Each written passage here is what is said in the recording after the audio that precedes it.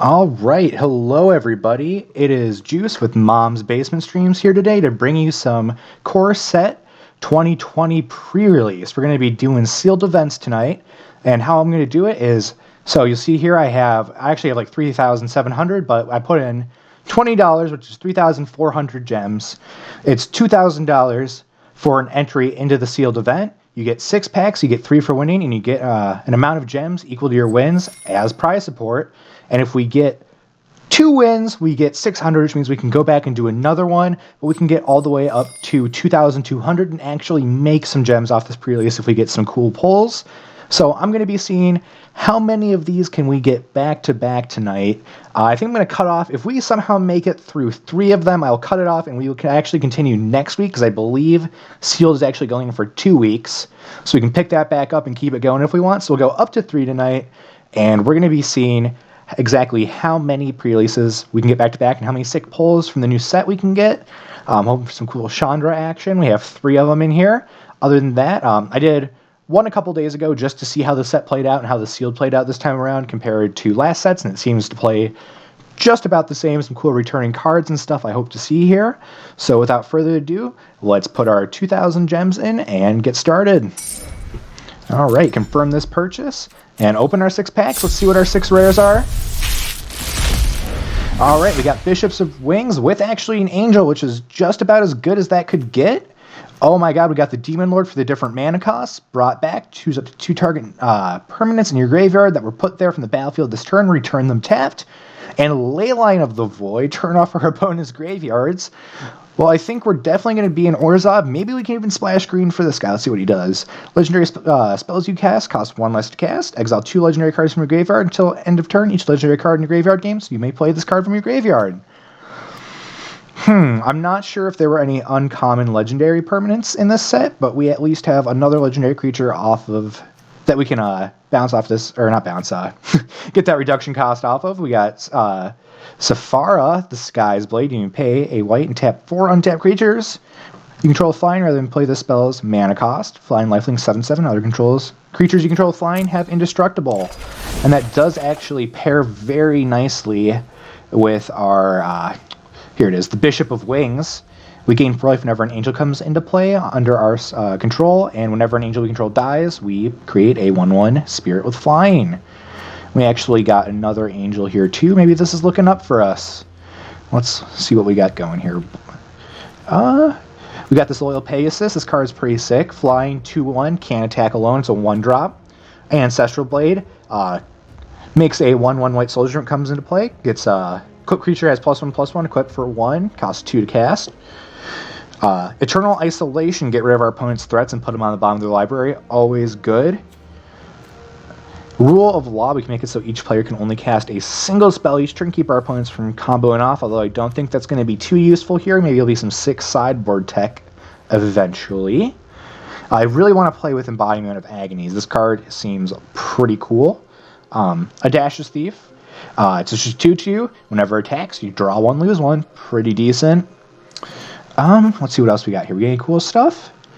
Got our Leyline. I don't know how inclined we're going to be to play Leyline in a sealed event. I don't really see it doing a lot of good unless our opponent's kind of also on like a black graveyard thing, but this is actually best 1, so it's not like sideboarding is actually going to be a thing now that I think about it. Let's see what we got in red over here. We got Shock, Scorch Spitter. Just looks like a bunch of commons, and Flame Sweep. 2 damage. Not looking too great. Green, looking kind of okay.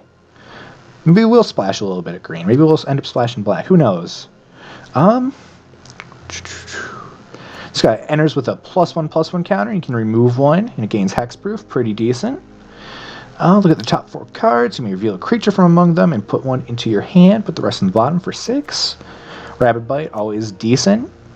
If you control 4 more, add 2 on that druid. That is pretty nuts. Alright, let's go over here. We got, looks like we don't really have, we have an Orzhov land, we got Scoured Barrens, which in sealed can actually make or break if we're going to have our mana sometimes. Ooh, Diviner's Lockbox. Have not seen this one yet.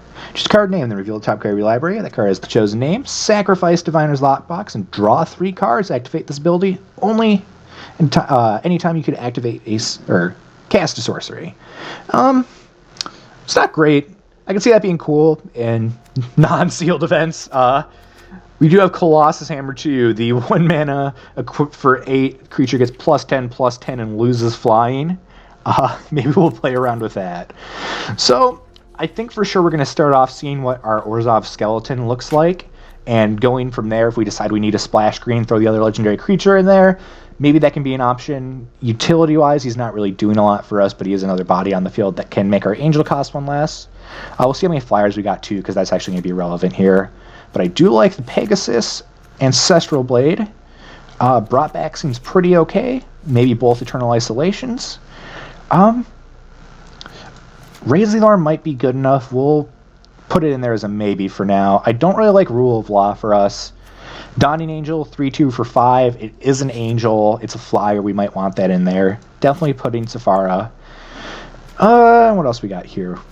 Griffin's Protector. Whenever another creature in his battlefield gets +1/+1, 2/3 flyer. That sounds like it helps us cast our angel. And flying is never bad to build your deck around in a sealed event, so of course we want to be putting flying creatures in here as much as we can. That's a good rally effect. 4 mana comes in, everything gets +1/+1 till end of turn. We also put Inspiring Charge in if we think it's going to be good enough. We'll put that in as a maybe right now. I do like Blood Burglar. 2/2 has lifelink on your turn. Lifelink is relevant. I really want to play the Embodiment of Agonies. The Audacious Thief, I played, like I said, 1 event actually, and I ended up playing another Orzhov deck. I seem to somehow get stuck playing Orzhov in every single draft or sealed event I've done. Usually always I have like decent cards in black, so I end up centering around. That's one of my favorite colors anyway, so looks like I am not exempt from that this time around. Gorging Vulture plus the 2 Soul Salvages seems pretty okay. This is safe from the battlefield. Yeah, from the battlefield. That'd be nuts if it wasn't. Just a Drain 3? That might not be good enough. Dude, Servants. Let's throw some of my dead servants in there. Epic Curve Blood. We are gaining life, so that might be good. Maybe that wants us to put the other card in there. The question is, do we want to splash green? What do we get from splashing green? We get maybe Kethis, which is just a 3/4 for 3 if we have the mana, which would be, we have Blossoming Sands and Scoured Barrens to help us get there. We could also put Colossus Hammer in this deck. I don't know how much I would be keen on doing that, but it is something that technically we can do. Yeah, other than that, I'm really not just seeing a reason to splash green here. Maybe if we end up dumpster firing out, it might be something we look into, but it just feels weird. Like, this list just kind of like pieced itself together perfectly, but I don't trust it. I definitely want to put this guy in here. It's a 2/1 First Striker with flying for 4. Doesn't sound that great, but once again, it activates our... Where is he? Oh, she. The Safara. Definitely want that online. Now, taking something out for him. I think maybe Inspiring Charge has never impressed me too much. It just seems like a dead card 85% of the time you have it in your hand.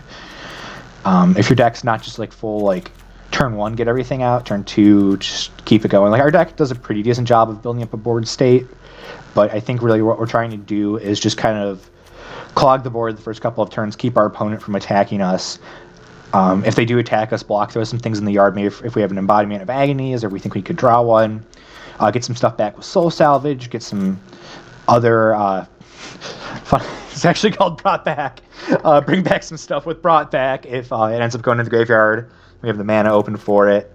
And just kind of grinding it out until we can either get a really big Embodiment of Agonies into play as a Flying Death Toucher, or if we can end up getting Dawning Angel's it's a 3/2 flyer, can get us there, or really what we want to do is try to find our Safara, either mill it, get it in the graveyard, get it back maybe, and just start beating face with that. So yeah, I think that's going to do it for us. Destroy target tap creature, you gain... Actually, why did I glance over this card? We definitely want Aerial Assault in there. We need more removal, I think. But just kind of what are we going to take out for it? Our curve is looking a little high on 4. Can we maybe take a 4-drop out? Oh yeah, we're looking really high on 4. I don't like that. Let's take out... I don't think the Undead Servants are good enough, so what if we actually just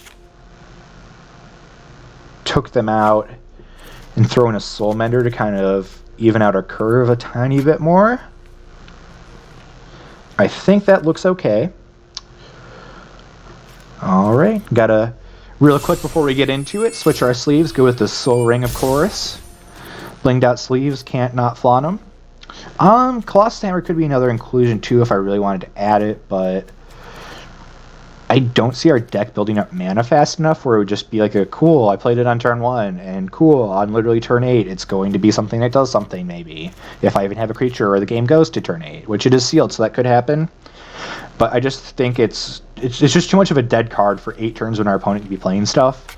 And if we're not doing something, we're like ramping with like red-green or something, which even we didn't even have a great pool for ramping in red-green. Because we could do blue-green too, but we're kind of limited here. Because we could go blue. Yeah, it's just too all over the place, I think. I don't think we can make it work too well.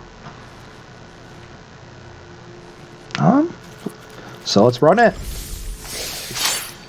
Alright, 0 losses. We have to get 2 wins in order to play a second one, or else I'm going to be highly embarrassed that I've hyped this event up so much and we actually didn't get there. So, alright.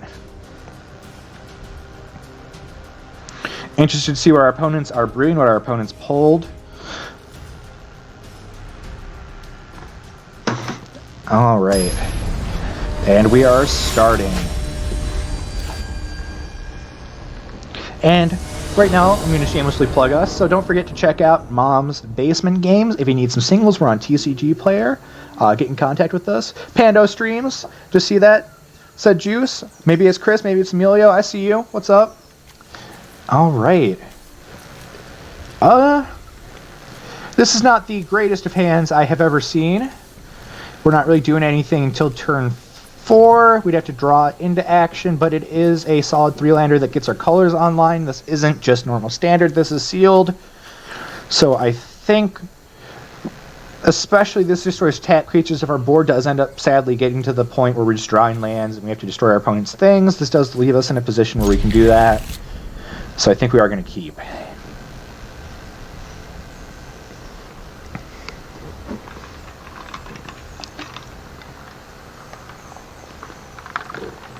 Definitely miss my Pando boys, though. Alright. Drawing a 5-drop, making our curve just a little bit worse. Meet our opponent's planes and pass back to them. Looks like our opponent did take the mulligan. Alright, looks like we are still hitting 4-drops. Maybe we didn't plan out this deck well enough. Or maybe this is just a bad draw.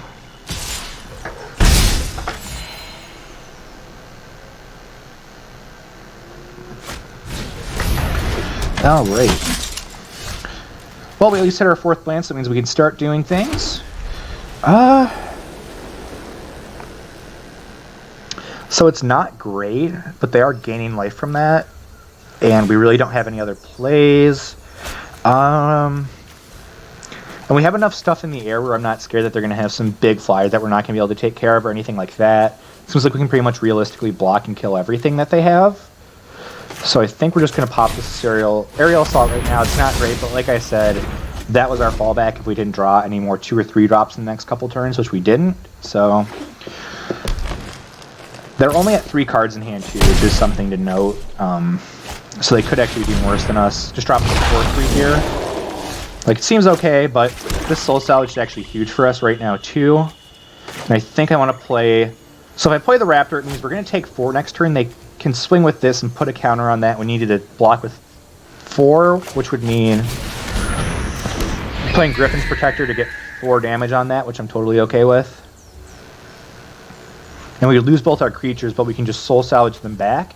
And as long as we're putting cards back in our hand and they're not, I can see this going okay.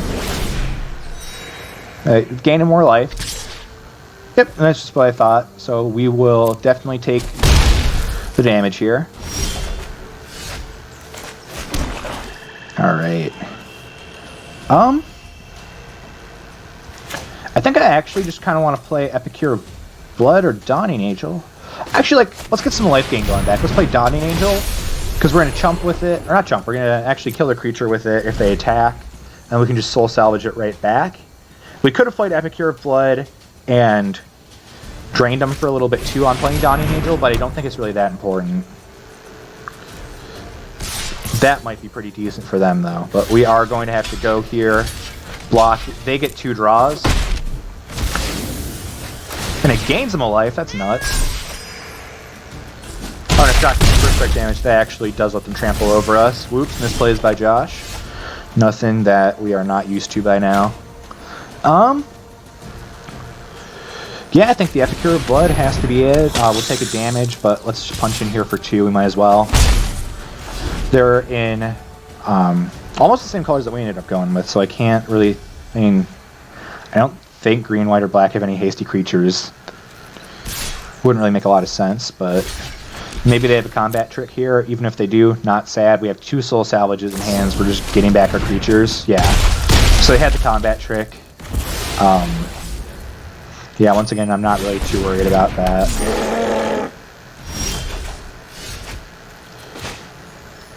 Not great. I would prefer to be hitting things we can play here. Man, they might just get us here. We didn't really draw. We drew too high into our curve.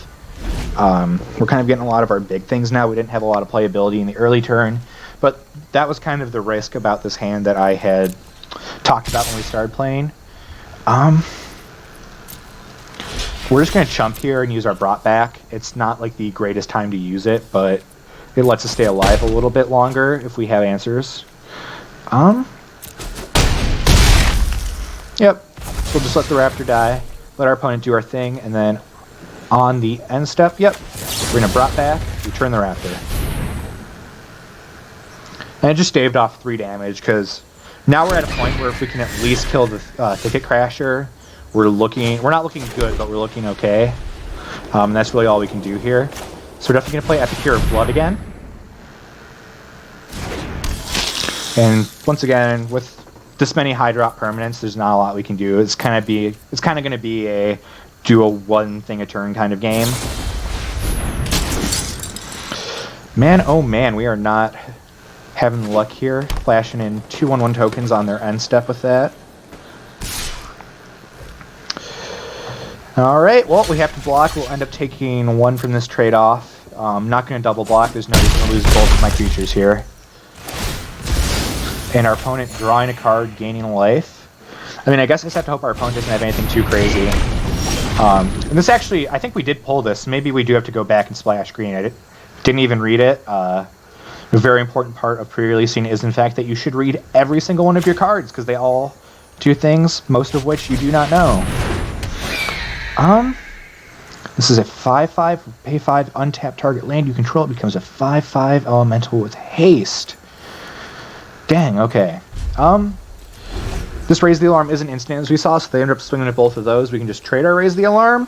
I'm not super opposed to that, so that might be decent.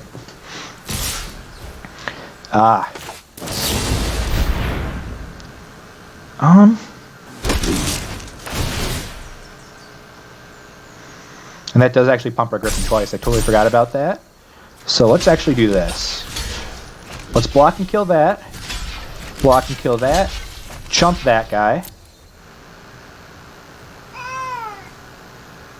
I think that puts us in an okay position. We still keep one of our tokens if there's no combat trick here.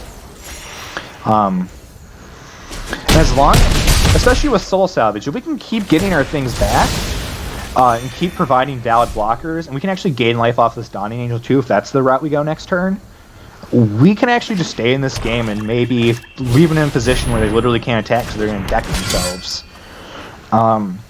Which Orzhov ends up doing janky stuff like that all the time, so. Take a little water break there. Alright. Yeah, I think we're just going to do Dawning Angel and Loyal Pegasus. Just keep some pressure on the board. Ooh. Well, they have some kind of response they can do. They're thinking about letting their Dawning Angel resolve. They're not in blue, so they can't counter it. So, what you thinking, opponent? But we're going to gain 4, go back up to 7, give us a little bit more of a cushion. I know our opponent's sitting at 26 right now, and it's not ideal for us. But there's really not a lot we can do. This Diamond Knight grows whenever he casts a green spell. I mean, if we can keep bodies on the board, I don't see that really running away with the game. We can Soul Salvage again and get back Epicure of Blood and the Griffin Protector next turn, and if we hit another land drop, we can play the Griffin Protector. Maybe start using him as our damage outlet.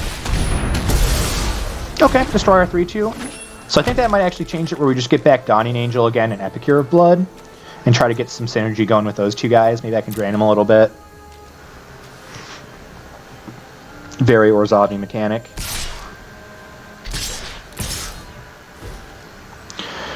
Opponent full send. Okay.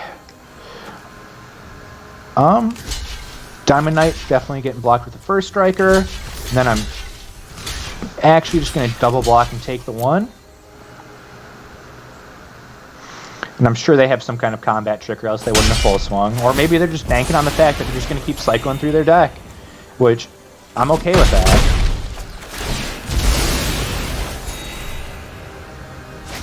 Yeah, they're at 18 left in their library. Oh no, he's going to shuffle back all 9 cards, which kind of makes this not an option. Okay, if he has 2 of those in his library, we're kind of screwed.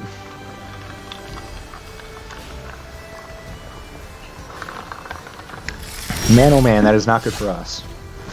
Okay, we did hit our land drop, though. So we can Soul Salvage.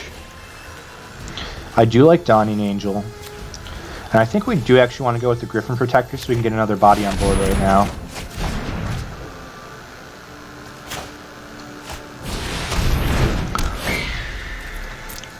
Because clearly we're going to need to start applying pressure somewhere if we want to get anywhere with this game. Because our opponent's kind of at a point right now where they can just keep cycling through. We want to be able to take care of that as soon as possible. Man, he's drawing 2 every single time we kill a creature, and he's just banking on us killing his creatures at this point. Because this is going to almost restock his entire hand. So I guess we just have to hope he doesn't have a way to get Loaming Shaman back. Alright, we see another Barkhide Troll. And a Vampire of the Dire Moon, which actually we can deal with that pretty effectively. Gain a life off our Scoured Barrens here, put us back up to 7. That's actually pretty relevant right now. So the choices we have here is play Dawning Angel, and we can just chump kill Barkhide Troll, maybe?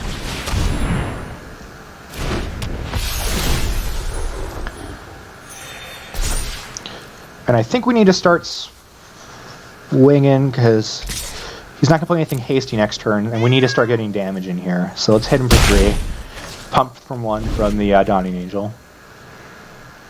21 left in library. Yep. We'll block that all day, dude. I want to kind of keep our life total up here so I can use this Audacious Thief if we have to utilize that. And our life total is kind of sinking low compared to our opponents here. Pacifism on our Raptor, that's not good for us.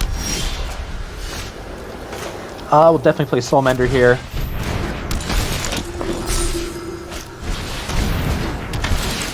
Audacious Thief coming out. Soulmender probably won't be able to do anything for us.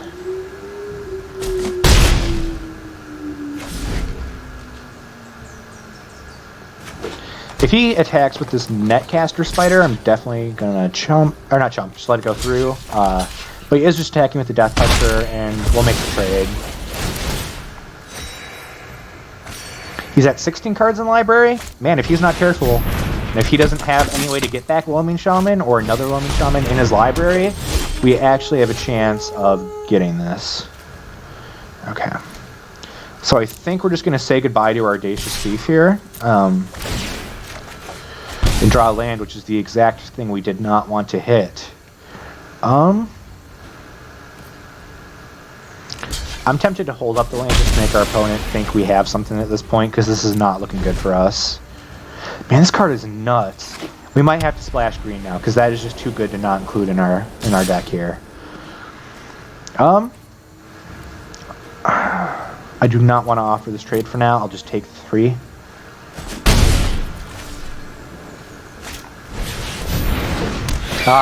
That's exactly what I did, because we don't have flying if we take this away.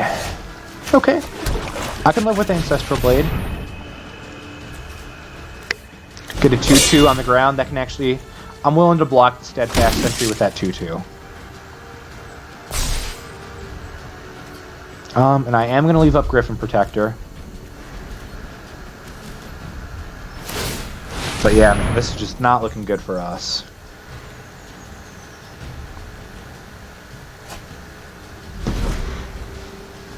Oh, man.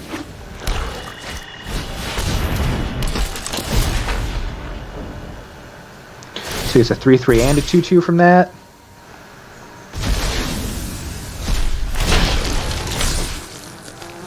I mean, technically, if we draw our Angel, there's a chance that she's just good enough here to kind of jank him out of this game. Man, that is brutal. So we're just going to have to block for 3, and that's 4, 5, 6, 7, 8. Good game opponent, I guess. So. Alright. Opponent being a little brutal to us there. But like I said, we really weren't doing a lot early game. I actually do want to reevaluate our deck really quick, which is something nice about the Skilled Divine, so you can keep going back and making changes. We also have 2 of these Moldavine Reclamations. I think we have to make black work in the deck because of that. That is just too good. We saw how nuts Barkhide Troll is. Leafkin Druid is good. Rabid Bite is removal. And this finds creatures. And when this dies, we draw. So, and then this is 1/1 with Death Touch. Okay. So let's reevaluate some things here. Raise the Alarm? I think that makes the cut.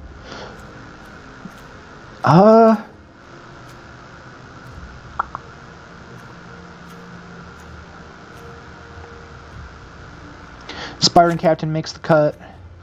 I don't really like the Siphon as much.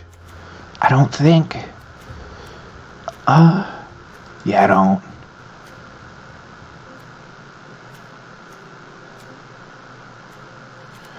We'll probably have to cut back. I think we want to keep out some more of the life gain aspect, or that's what we're going to end up having to do. So I think because of that, Epicure of Blood is not as good, because it kind of counts on rebounding off that, and it's just 4/4 on the ground. Maybe if it had flying, we'd think about that a little bit differently, but I do think it's just kind of too cute. It's not really good enough. It doesn't really do a whole lot for us. I like the Raptor. It does just kind of eat a lot of things that are low to the ground early game. I don't like the Gorging Vulture. We don't want to really mill in a lot of this. Thief is draw. We want that. Removal. Ramp. Troll, I do like. It is a 3/3 for 2 if we get it there. I think Bishop of Wings is... That's a tough one. I think it's okay in some aspects, and it's a little too cute in others. Because really, it only synergizes with 2 cards in our library. It does have the potential to make us 8 life and keep the field stocked a little bit. So that's why I'm more on the side of keeping it. I don't think... man, this is tough. So we have to cut 3 more cards. Just do our once over once more. I really do want to keep the Soul Salvages and the Brought back here, because that kind of gives us more card advantage where we don't have as much drawing in the deck. I really like these Griffin Protectors. They're 2/3. They're good at blocking. We can pump them and get in for some damage too. I keep looking at this Aerial Assault, and I think with Rabid Bite in the deck, Aerial Assault is just a little too cute. Yeah, Rabid Bite does its job for mana less. And yes, this does have some life gain on it. But also, like we saw, Rapid Bite can kill a creature with Vigilance. Aerial Assault cannot.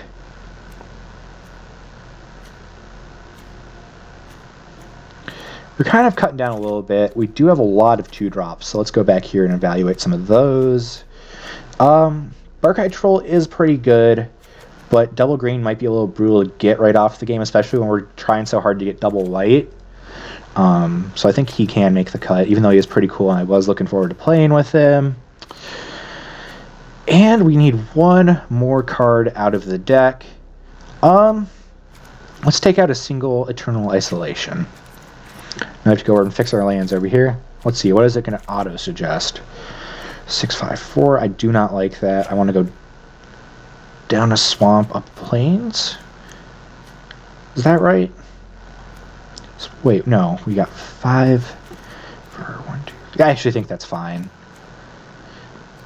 And then forest is not as good.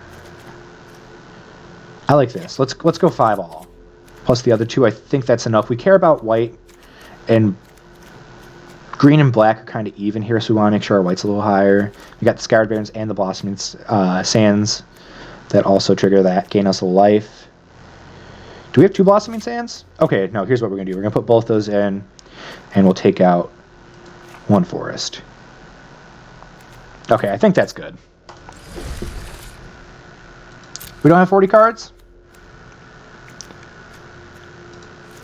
Let's see, we got 15. 18 is too many, so I guess we took out 1 too many non-lands. Let's get back here then. I'd rather we kind of mess with our removal a little bit, so let's throw in the Aerial Assault. I think... What else?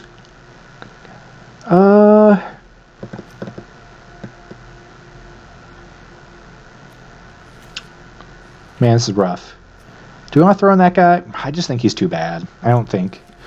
Like, maybe he's cool to brew with outside of Sealed, but I think in Sealed he's just a little too... bad? I think it's just fine to say that he's bad.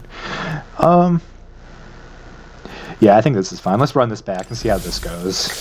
You see, and that is just the thing sometimes. Sometimes you see how other people's decks synergize, and the coolest thing about Sealed formats is you can go back, and as you're learning more about how the kind of meta, per se, for the set interacts with itself, you can make adjustments and changes. It's the only format that gives you that kind of leniency with that big of a card pool. Okay, 2 mana into ramp, into more creatures, into getting our stuff back. I like this. Plus we have the Moldervine Reclamation. Oh, I didn't realize this actually gains us life. For some reason I think it's too broken for this to gain life, and I keep thinking it makes us lose life. So maybe it was actually good to keep that 4/4 with that drains every time we gain a life in here. I'm totally blanking on his name. We just had him in here. Maybe I do have to go back and change that, because I think that's just too good. Especially if we have 2 of those in there, and the Blossoming Sands, and the Scoured Barrens. Yeah, I think it's just too good. But let's play this Leafkin Druid. Next turn we're looking at playing this 1/1 Death Toucher and a 2/2 Lifelinker. I'm okay with that. And we're 1 creature away from this tapping for 2. I like that. If we draw a white source, this turns this on, and then the next turn we can cast a Moldervine Reclamation. And this is a double strike 1/1 for 2. That seems pretty decent in white. If he's playing like white green and he has some enchantments, some auras, we'll be a little doomed here.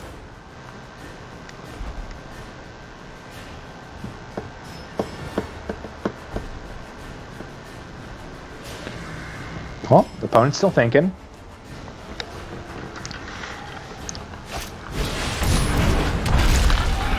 Thrashing Brontodon, very good card against us because of these Moldervines.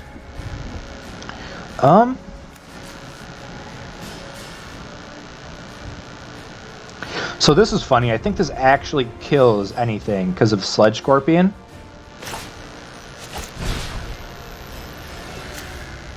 So let's kill that Thrashing Brontodon. Boom. And if you want to make this trade, we can make this trade. because we'll gain life off it. Here we go. Put us ahead a little bit, put us up in life, put our opponent down. Nothing wrong with that. Yeah, Rabid Bite was Sedge Scorpion. Kind of a good little bonus there I didn't realize about including the card. Okay, now we have a 3/3 double striker from our opponent. Yeah, that's going to be a little brutal. We'll take the 6. Hopefully we can fire back with something here. Does not look like it. But we do gain 2. I think we have our opponent kind of evened out on damage here.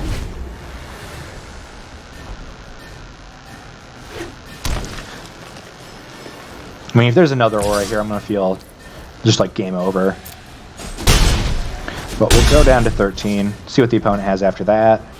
Because I really want to drop one of these Molder Vines before we start chumping, because that's going to allow us to kind of accrue a lot more value than our opponent is. And that's going to lead to the better plays that we want to be seeing.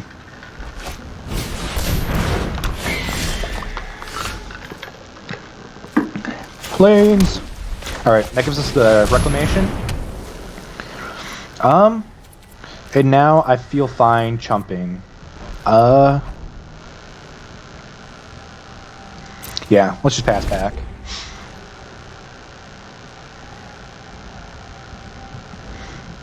It's going to be gaining us life.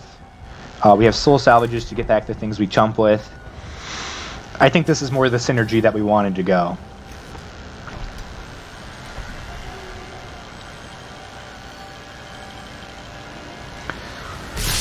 Alright, and there's going to full send. That's okay with us. Let's just block with the Scorpion. So we have another chump for next turn if we need it. Gain a life, draw a card. This is our own Griffin Protector, which is a temporary answer. I do like that. We still have this Bishop of Wings 2 if we end up drawing our Angels. Scuttlemutt at mana of any color. Target creature becomes color or colors of your choice until end of turn. Gain another life. Play this Griffin Protector to block theirs. Man.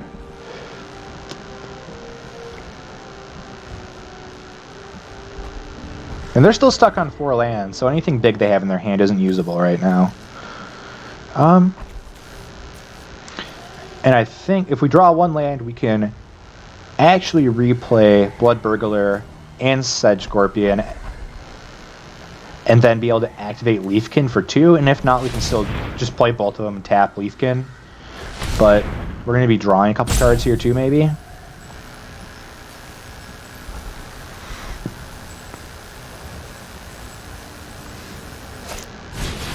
Okay, going to Rabid by our Griffin Protector. We'll gain 1, draw 1.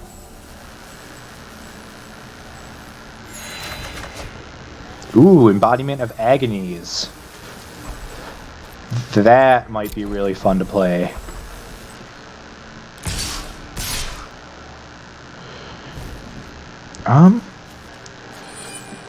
Yeah, we don't need to chump with that to get anything in there. But we are going to chump here. That's going to make Embodiment of Agonies come in as a 4/4. That changed our game plan entirely. And we got Brightwood Tracker. Okay, things are looking up. We need to get rid of this Fencing Ace somehow. Our opponent doesn't seem to have any big life game plans going on right now. But we are going to cast this Embodiment of Agonies for 4. That's pretty much going to get rid of Griffin Protector and make it so we might be able to double block the Fencing Ace out of the game once we build up our board a little bit. Sadly, we can't use Soul Salvage since we had to use our double black for that. But this Brightwood Tracker can block and kill Scuttlemutt. I like that.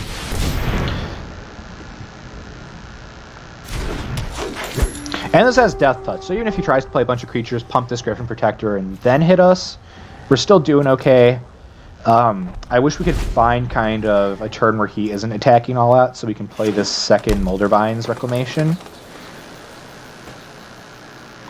His opponent's only at 15 right now, so there's a chance we can just kind of get him out of nowhere with our flyers if we can build up enough of them. Okay, that makes our play a little worse here, but not much we can really do about that. So it looks like we're going to be taking... I think I am just going to chump here. I want the draw in the life gain, and then we'll only take 1. net-wise.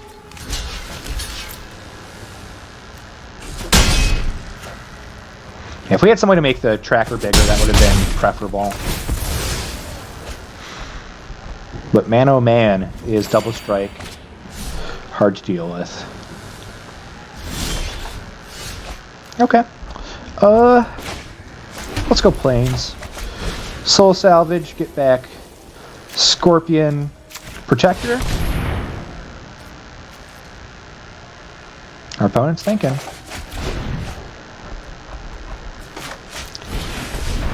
Play the Sedge Scorpion. Play the Griffin Protector.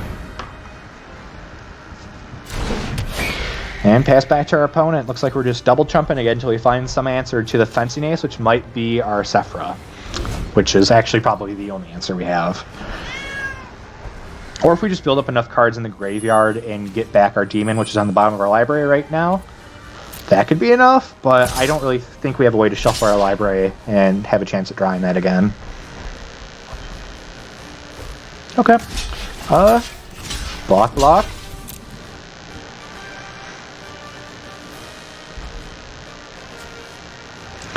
Like, just kind of using this as a 1 mana gain 1 draw 1 is kind of okay with me.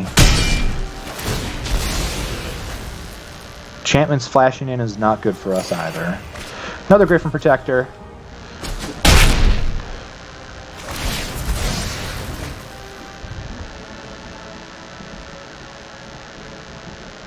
Opponent's thinking about a trigger.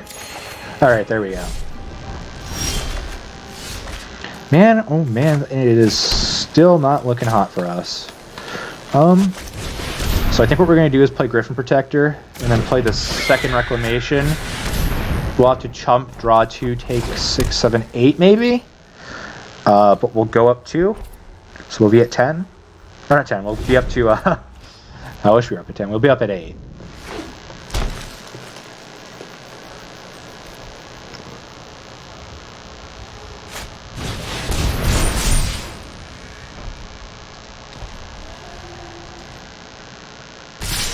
Man.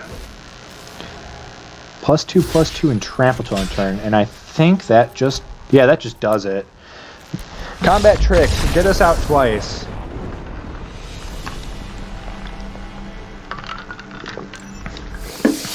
Well, if this keeps going this poorly, I'm gonna have to come up with something else because we don't have enough to enter again. Need to at least get 2 wins to enter again. This is not ideal. We had some sick pulls too. I don't know why it's not coming together as much. I'm hoping we can at least pull out these next 2 wins. I'm going to try my hardest.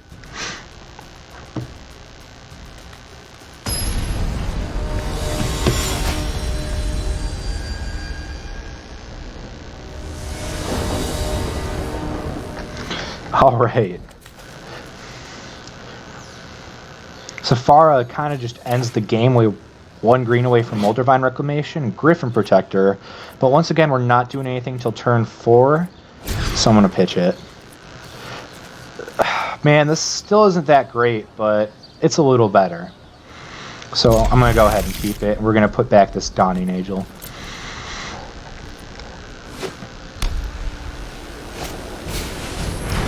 Turn 1 Loyal Pegasus. We'll go Blossoming Sands, pass back. Up to 21.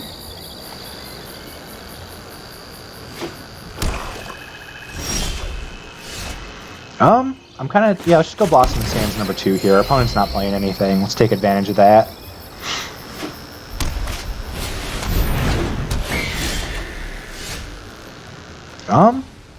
And yeah, Scoured Barrens, just make our mana great, go up to 23.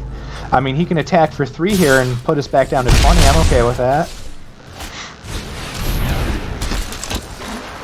Now that can be problematic. But let's just play this Griffin Protector here.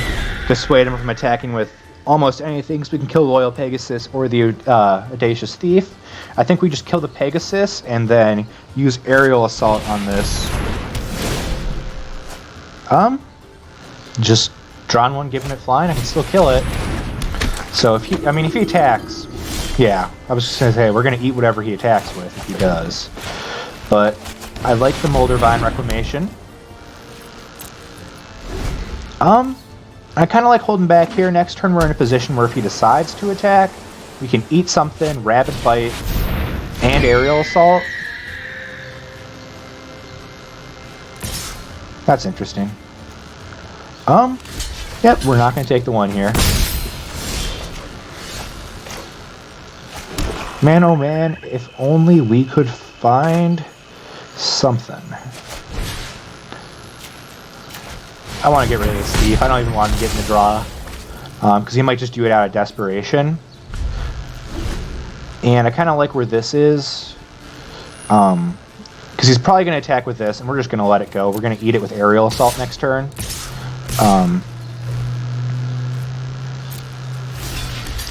Block here. No combat tricks, just hitting us for 4.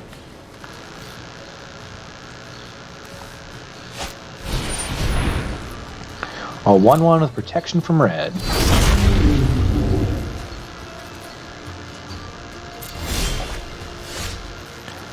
Whew. We are just flooding here, which is not what we want to do, but we're going to pay the extra 2 to destroy that and gain 1.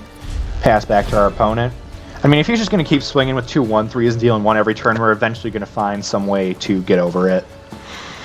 So, it looks like that's just what he's going to keep doing, so... I mean, and if he has the combat trick, we have the brought back, which I'm going to do, because we'll... I mean, we don't really have any other options. He'll draw us 1, get us the card back. Okay, here's his Griff Protector of his own. And we're just... Man, we are flooding. We're not finding answers. We have, what, 3, 7, 8 lands? Man, okay.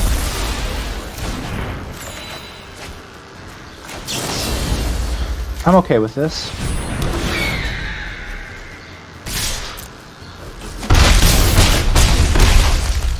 Okay. We don't have any more creatures in the yard because we just haven't been drawing them. So I guess we have to play the Embodiment on 3. This will go up. We don't really care about that, though. And I mean, a 3/3 with Death Touch is going to start eating his things, so...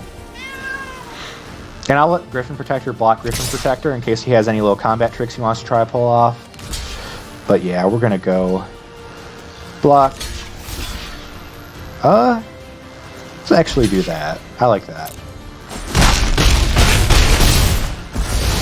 I mean, you're not going to win this game if that's the way you're going to play it. Unless he has a brought back of his own. In which case, it seems okay. Or he can just play in a cleanse. But we do get 2 more triggers. I'm okay with this.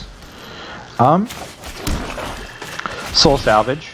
We're just going to get our creatures right back, opponent. How about that?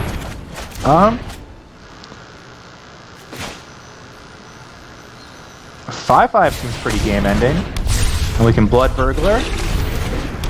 Loyal Pegasus. And I think our opponent should have waited, but they just screwed themselves out of the game. Unless they have a 9/9. But luckily we have an answer for that. Goodbye. Bottom of your library, please. Alright, our opponent has seen enough. We gotta win. Okay, we're 1 more win away. We just need 1 more game and we can at least loot back. Why not get more wins, though? Let's keep going. Alright, claim surprise is there. Or actually... I did not realize 1 win is enough to actually get us there. So we're at least playing another one after this, but we're going to keep seeing how far we can go. Preferably, we're going to play another game or 2, or another Sealed League tonight or 2. Man, oh man. Alright. And actually, this is a fantastic hand for us. I like this. We have all of our mana. We have our Death Toucher, our Flyer, our Lifelinker. We have ways to cast them all. We have ways to get them back on turn 3 if we have to chump with them or make some trades. I like this. And I think my turn 1 is going to be a Loyal Pegasus. Hello back at our opponent. But yeah, I think our turn 1 is going to be the Pegasus over the Sedge Scorpion because I want to be able to attack before I can block. especially on the play. Our opponent meeting us with a Sedge Scorpion of their own. That's okay though, let's play this Blood Burglar. If they just want to block, and then we get back with Soul Salvage, and we can have a Death Toucher and they don't, that would be a preferable play.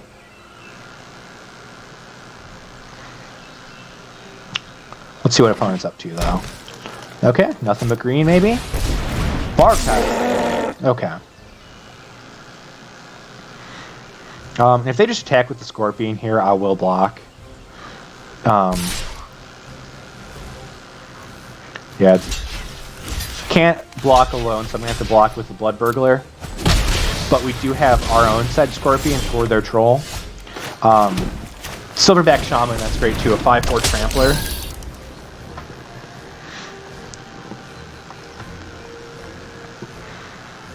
We're one green source away from that. And then next turn we can pop the Soul Salvage 2 and recast Sedge Scorpion if we block with it here, which might be the case. If the opponent's just trying to jam in 3 to make us use it, then he's probably has something else he doesn't want us to block with it, and he doesn't know that we have the Soul Salvage.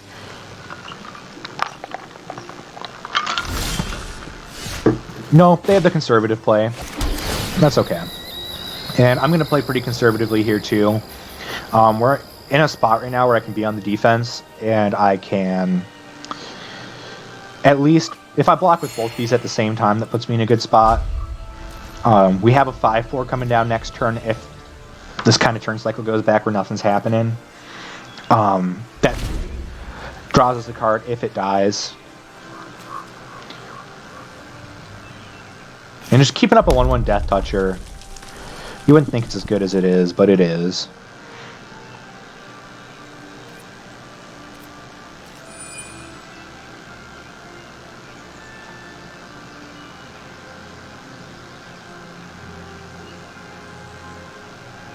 Opponent's targeting lots of things. I don't like that.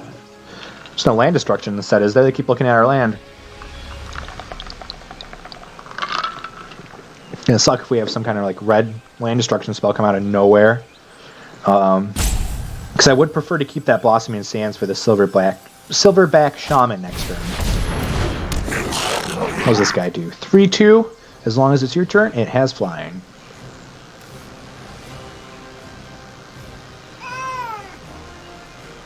I don't know what our opponent's doing still. There we go. Alright, still going to hold back on the salvage. Not going to hold back on the Silverback Shaman though. I'm going to start swinging with this after this turn, because if he wants to double block and I can kill both his things, I am super okay with that. And if he's just going to expend all of his mana to kill it this turn, I'll Soul Salvage, recast Blood Burglar, and we're kind of looking ahead still. Because we get another draw at this too, so we could actually draw something else as a possibility. Okay. I mean, he gets in for 6 here if that's what he's trying to do, but we punch back harder, so I don't know if that's the best play for our opponent. But that is the play he's going with, so...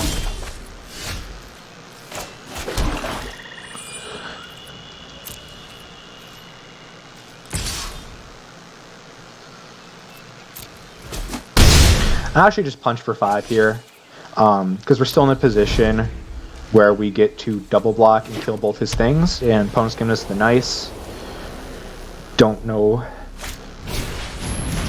why, unless they also can destroy target tap creature, in which case they're just giving us a draw and we're getting it right back.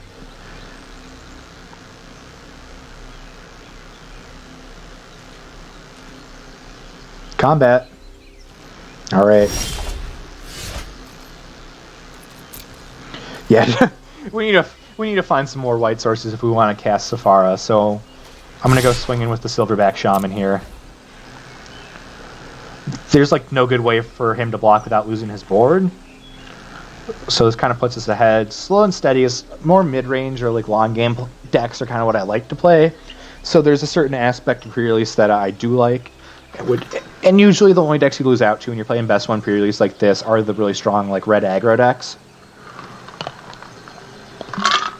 which thankfully we have yet to see. Okay. Gonna double block here. Once again, just 2 for 1 in getting back our creature. I don't feel bad about any part of that. Because that also gave us a play this turn when we had none before. Yeah, because even with this Ancestral Blade, I just gotta go grab these 2 guys. Boom. I'm just gonna replay the Burglar because he knows we have it.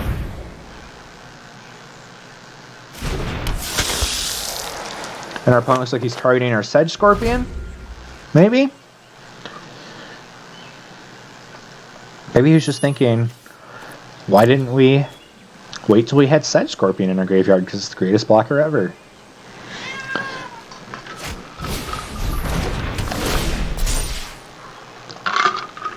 Alright. He's going to tap that creature, hit us for a 4. Okay.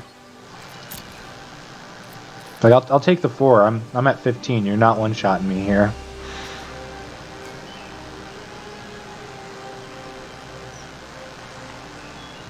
I would have liked to find land off one of my draws, either to get closer to Safara, because if we get closer to Safara, we can cast this Bishop of Wings, gain 4 when it enters, and have a 7/7 flying lifelinker, or get a green, go back for this Silverback Shaman, and start finding us more lands.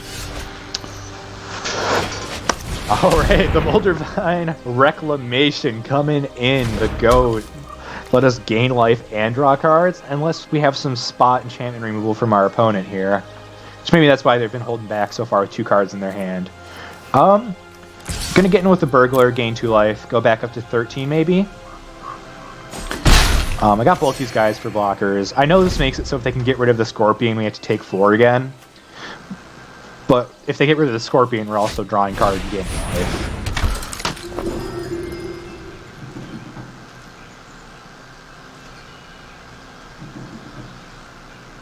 Our opponent's giving us the good game. Am I missing something, or are they giving up? I mean, this Leaf Druid adds 2 green, ramps us next turn to be able to get out this Silverback, no problem. Ancestral Blade lets us make a 1/1, equip it right away. I like where we're at right now. I'm going to pass back. We have a field full of blockers. If he does nothing, this makes 2 mana. Let's just get out the Silverback Shaman. That plus the sword makes it a 6/5, which can get over his Backhide Troll and make it pretty hard to kill by any other means, because he's not showing us any other big bombs right now. And we're drawing a card and gaining a life whenever one of our creatures dies. So, I don't know how our opponent would get over this here. Like, even a Planar Cleansing or something would give us 5 draws. And then we're still ahead on mana. Or, no, I guess we're even now. Our opponent's thinking, that's okay. As long as they're not doing that thing where they just know they've lost, so they're running the timer down. Because that is one of the most rage-inducing things you can do in this game. Okay. Killing our flyer. Letting us draw a card, gain a life. Thank you, opponent. Bringing us closer to this Safara Skyblade.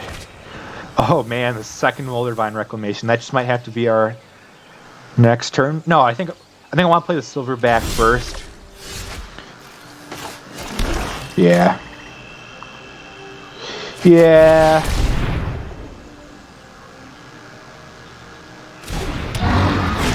And we're gonna put the sword over here so we can do more things with our mana next turn if we have to. And pass back to our opponent. Opponent giving us the nice again. Sadly, like, we do have control of the board here, but we don't have enough damage output to win. But the opponent just must have not been drawn well. Scooped, and we got there. Game. Oh, what? That's game 4 technically. All right, so we're up again. We got 2 wins now, which means we're at least getting our 600 gems and 3 packs. This is netting us closer to having a better chance of going on to a 3rd. Any wins past here are going to accrue us enough gems where the 3rd actually looks pretty likely. So let's go back.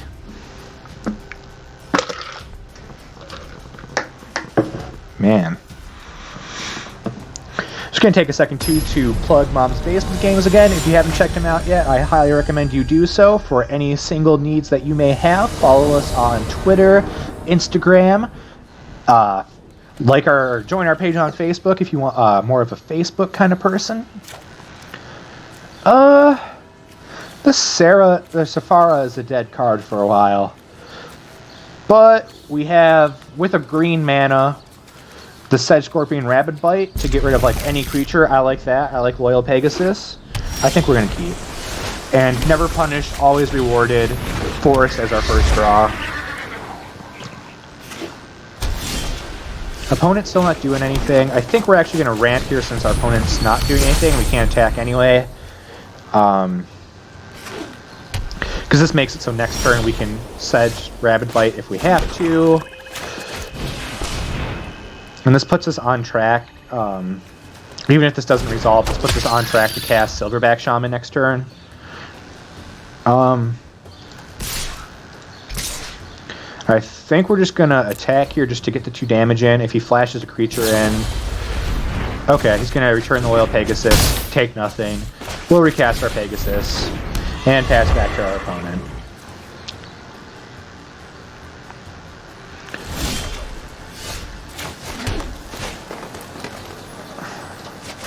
Cast a Silverback here. If they got a counter, they got a counter.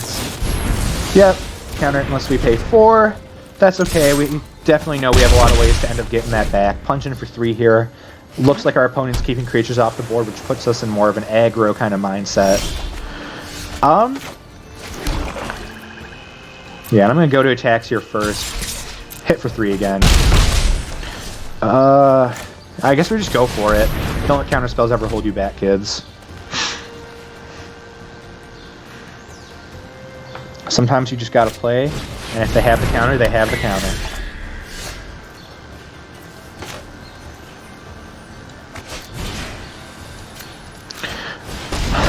I'm still on the aggro plan here, so if I can just keep punching in for 3 every turn, I'm going to.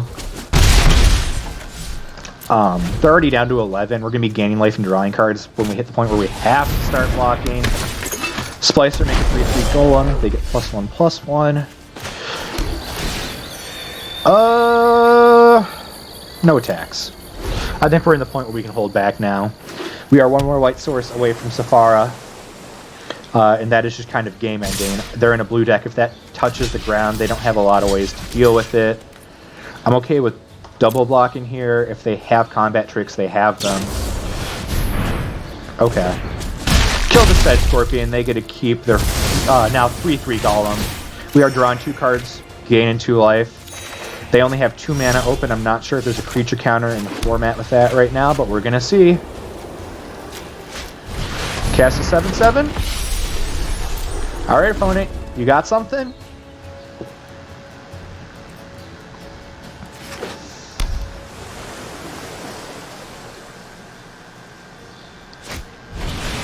Okay, they have a 3/2 Angel. That holds us back.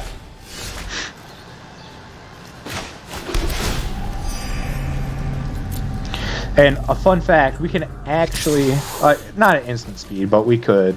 Never mind, I'm not even going to say it. Forget I said anything. But opponent is dead in 2 turns. I like that.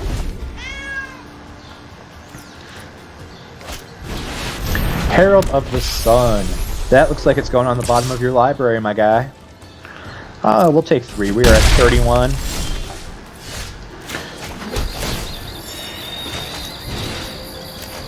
Put that on the bottom. Aerial Assault. Destroy that guy. And our opponent has seen enough. Can't deal with the Safara. 7/7 flying lifelinker. Pretty hard to get over. Woo! I knew if Josh Warren was watching, he would be so proud of me right now. But we are already at 1,200 gems. We have doubled the amount of gems we are getting from our last win. So maybe that 3rd seal event is actually looking plausible tonight, guys. We started off pretty rough. We have some pretty unforgiving odds, but I think we can do it. This is not a good hand. We're going to ship that back all day. This is very keepable. I think I'm just going to put a forest on the bottom. We don't need 3 for anything in the deck, actually.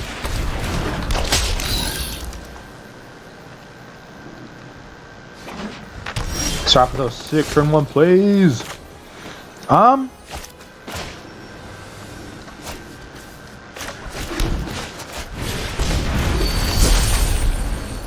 Yeah, I was contemplating there if I wanted to play Leafkin or Baron's Pass. And I think getting this Moldervine Reclamation online faster is what we really actually want to do. So with this land drop and finding one more, we get there. Or if we can just put in enough creatures into play to activate the 2 mana from the Leafkin Druid, that'll actually get us there too.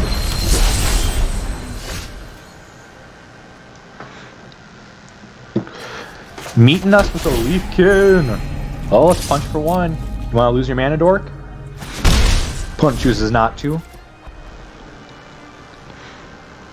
So, we're still on track to play this Moldervine Reclamation. I think we should have no problems letting it touch the ground. I don't know what I'm doing here, but it's gonna be fun. Chandra dealing 2 to our Scorpion. Up in flames. Goodbye. Getting Reclamation down is a little bit more important to me right now than 2 damage from our opponent.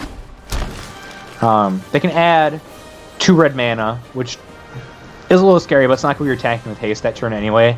I'd rather turn our draw engine online. Make sure that we're getting cards and gaining life, which is going to be more important in this matchup, I believe. Look at this magic thing. Keldon Raiders to get rid of a Gift of Paradise. Opponent saying they don't need the 2 mana of any color. Their Chandra is at 2 though, which is a little risky. So I guess there was an uncommon legendary planeswalker in this set. I was kind of pondering that earlier when we started the stream. But we got a Blood Burglar, we got a Griffin Protector. Their Chandra not looking too hot against our Flyers. If we can play a creature, probably chump with Blood Burglar here. If we play a creature, swing, hit Chandra, they have no Flyers. And they plus it, that can take it down, but they do have a Flyer. Because that is how this game works. Whenever you say something, you are immediately jinxed.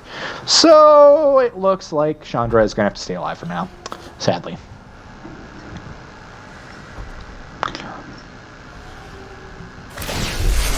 It's elemental. Oh, and they actually do have... What's your name? I forget, Elementals is a theme in this set, so it looks like we're going to be in for some trouble.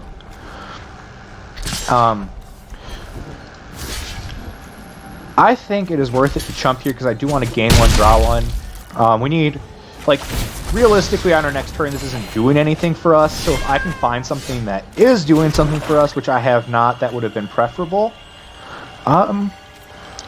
Still can't do anything this turn with this Rapid Bite. Looks like we're going to have to take a tiny bit of damage next turn. If he pluses the Chandra, that's 5, 6, 7, 8, 9, 10, 11 damage. Bring down our life halfway. I don't like that. 4/3 Elemental Rhino, it is looking brutal for us out here today. Let's get stoked. And it actually seems like red-green is pretty decent, especially with all these elemental sub-themes in the set. I'll take 9 all day. But I want to find a creature here. Maybe we should have chunked with the Leafkin Druid, because maybe the extra mana isn't really going to matter too much. Oh man, we are flooding. Yes, we are definitely chumping with the Leafkin this turn. Got Elemental Tribal over here from our opponent. They have more support for it. That is a route we could have gone this time around, but we didn't really have enough support for me to be willing to run it. Oh, I just want to hug all those fire critters. Yeah, looks like we chump or we die. So we take 6. I'm gonna double chump here.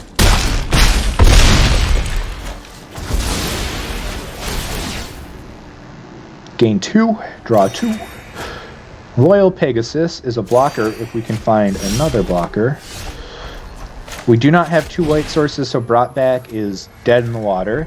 But we do have a Scorpion and a Protector. I like that. I like that. But it looks like we were 1 mana short for being able to cast both. So what we might have to do here is Scorpion. Oh man, we could actually shoot any creature down if we had our Scorpion online, but I think just plussing Chandra full swing is definitely dead on board for us. We will try just in case the life game works out in a funky way. They're playing the Diviner's Lockbox. I guess that's fine with basic lands, actually. But when you're running a 3-color deck, do you really want to be running that? Yeah, like, you got a mountain? Okay. Time to turn up the heat. Oh dear. We are going to be pretty dead, I think. But block the non-tramplers. Take 10. Gaining 2 does not actually happen, so we just die. Alright, and that is the end of our first sealed event. Our pool wasn't too hot. We had some cool cards, but nothing crazy. So we're going to claim our prize, and we're just going to go right back in here. We got 2,960 gems, which puts us 1,100. So if we can manage to get 3 wins again, we can loop this into another sealed event. So let's go ahead, queue up. We're going to be opening up all the packs at the end of the stream too, so stay tuned if you want to see what kind of saucy pulls we have. And it looks like, let's see here, we got Leyline of Abundance. I forget what this one does. Whenever you tap a creature for mana, add an additional green, and for 8 mana you can put a +1/+1 on each green creature. This is the demonic not vampire, technically vampiric, but it's an Imperial Seal. It's the more accurate way to say it for you and your opponent. Not anything we really want to be running in this format. Letting our opponent get our bomb when we get ours isn't really great. Loxodon Life Chanter, I played with this before. I actually do like it a little bit. When it enters, you can switch your life total to equal the toughness of all creatures you control. And then it also, for 6, gives creatures you control, gives it +X, where X is your life total. We got this new Ajani, which is pretty cool. +1 is you gain life equal to the number of creatures you control, plus the number of planeswalkers you control. And his -2 actually just makes up Ajani's Pride Mates, which whenever you gain life, they get +1/+1. And if you have at least 15 or more life, then your starting total, you can exile it. And each artifact and creature your opponents control for its 0. We got this Raptor, which makes our creatures actually cost 1 less. This card is nuts. And whenever another creature enters the battlefield under your control, it deals 2 damage to it. If a dinosaur is dealt damage this way, it gets +2/+0 till end of turn. And then we got this Repeated Reverberation, which is when we cast our next instant or sorcery spell, or activate a loyalty ability this turn. Copy that spell or ability twice. You may choose new targets for the copies. So that just kind of doubles all of our things in a turn, which with that Ajani is not looking too bad, actually. Daybreak Chaplain's pretty good. Angelic Gift is pretty good. I love this Master Splicer. I like to see that. Angel of Vitality, if you would gain life, you gain that much life +1, and it gets +2/+2 if you have 25 or more. I'll take that all day. Got a flyer here. The squad captain I do like. The Dawning Angel I do like. We're seeing some cool stuff here. I like this. I like white. We're definitely going to be in white this time around. We got a full playset of Mind Rots and 3 Murders. What? That's crazy. Man. Let's go over here to our multicolors and see what we got going on. We got a Meteor Golem. That's just pretty good. Pattern Matcher does not seem like it's going to be too good here. It can find us a creature with the name of a creature we have in play. Doesn't seem like that overlap's going to be happening too much for us. This Sky Knight Vanguard might be good if we go into red 2. Whenever it attacks, you make a 1/1 soldier creature token that is tapped and attacking. That's pretty cool. That seems like it's not going to be too good here. Let's see here. What do we got going on in red? We got 2 Shocks. I like Shock. Shock is a pretty good card. I like this Reckless Airstrike. There's enough flying going around in the set and enough artifacts where I think it ends up finding a place somewhere. Like, it does something every game. Man, we had a pretty decent black pool too. But I don't know if we can go with the triple splash. That would let us play this guy. Destroy target creature that was dealt damage this turn for 4 as an activated ability. That's okay. That's okay. We have a Dragon Mage. We can discard and draw 7 with a 5/5 flyer. It's uncommon. Man, wasn't that mythic before? Or was it just always a rare? I think it was just always a rare, but now it's uncommon. did him dirty like that. I do like this dagger sail aeronaut. How many elementals do we got right now? Let's get a head count.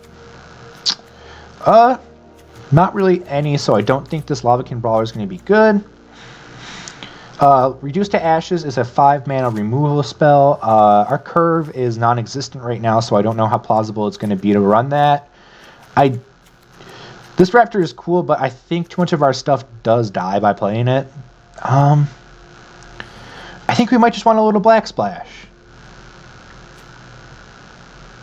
Because I like these Audacious Thieves. I like that, and I like Murder. Where's the Murder? We can put in like 2 Murders.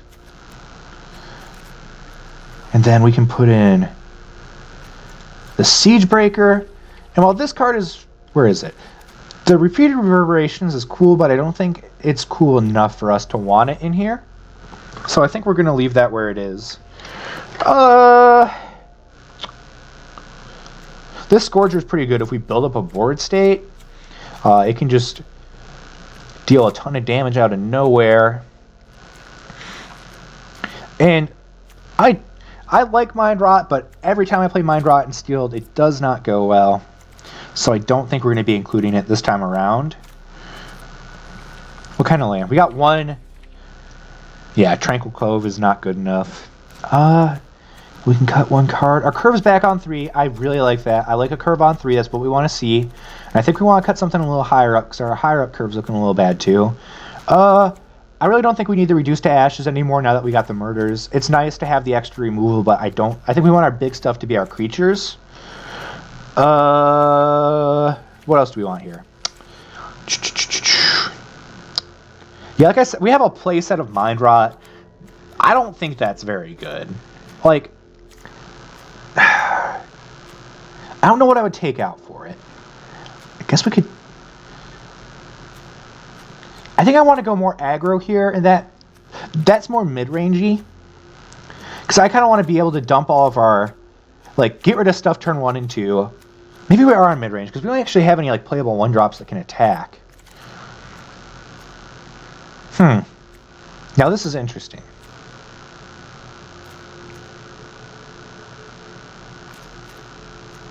I do like the Angelic Gift. I don't think I'm for the Griffin Sentinel. And can we find something else that I'm not for? Maybe we're going to throw in a couple Mind Rots and it's going to come back to haunt us. And I'm going to be like, man, why did I ever put those in there? And then I'm going to go back and watch this and see that I'm talking to myself like this right now and be like, oh yeah, that's why. I like the Squad Captain with that. I think the Dawning Angel is a little too cute for what it is. So we're going to go in, we're going to throw in a couple Mind Rots now. Switch to our Ball and Soul Ring Sleeves.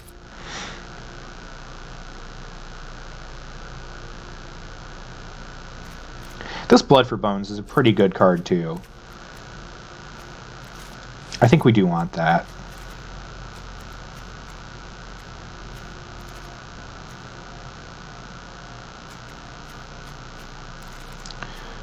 Let's just go down to 1 Mind Rot. I think that's fine. Like, I know we got the playset, but just because we got the playset isn't a reason to play more.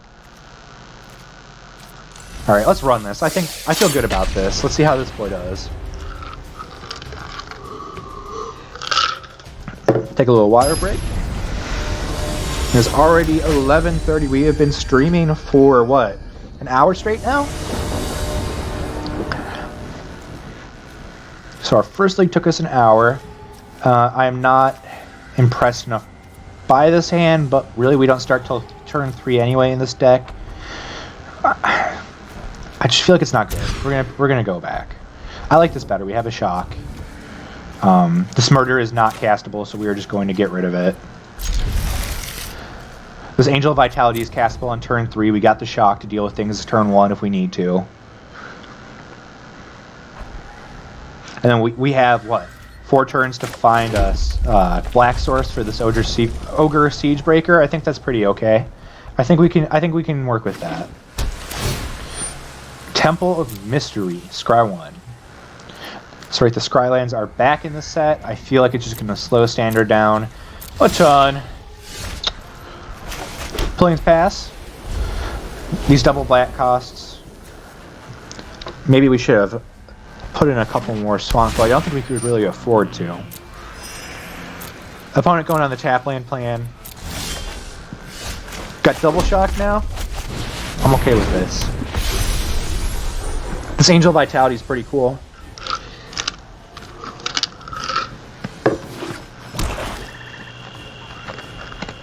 Is she getting murdered? No, we're seeing a Gifts of Paradise. Opponent doing a better job with the life gain than we are. So we're just going to pass combat, punch him for 2, and pass the turn. I could just hit him with these shocks, but I don't really want to do it. There's no reason to. They could be playing things we can hit with those shocks instead. Like that bad boy. But, oh. I did forget. It costs more to target him.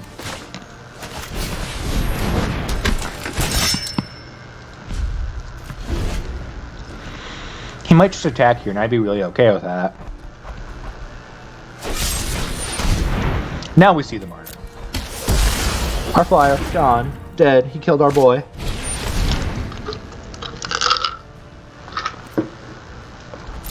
Man! And we're still missing our land drops, which is not good for us.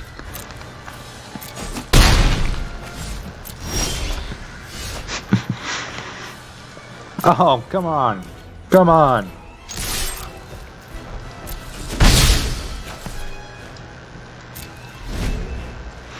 This is terrible.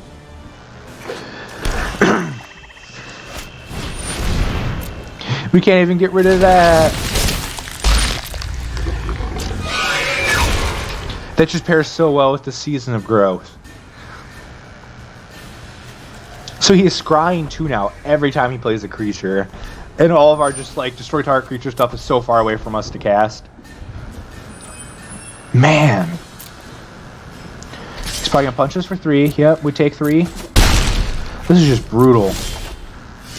Yeah, and I think I've seen enough. This is just too brutal. We've missed so many land drops. Our opponent is so far ahead in this game right now. We're just gonna sit there, take a ton of damage, and not really do anything. I'm gonna spare us having to sit through that. And that was just, our opponent had the nuts there, and we kept a hand that didn't find any lands.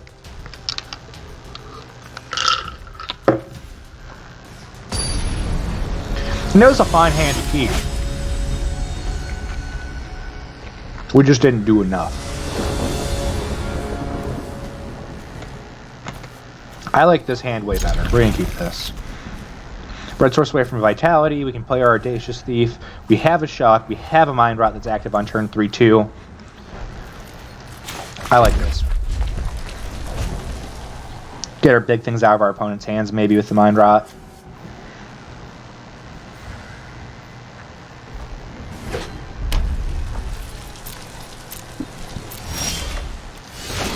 Play our swamp, pass back. We're finding more mountains.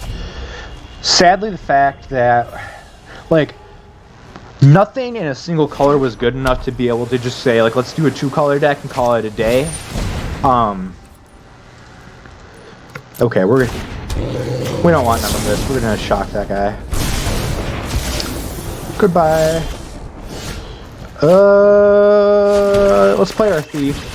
Our opponent has 6 cards in hand. Mind Rot's a little too selective right now. They get to choose what they discard. I don't want that. I want them to be in a position where they're forced to discard things that they don't want to. So this is just one way to help us get there with them. So, Chandra's Regulator.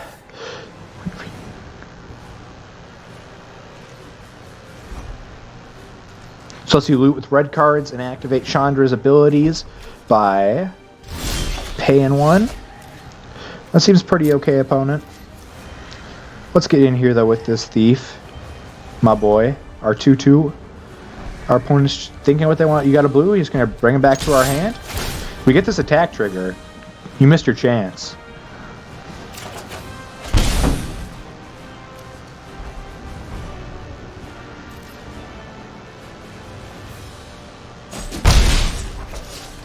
Main phase 2, Mountain, and Thief number 2.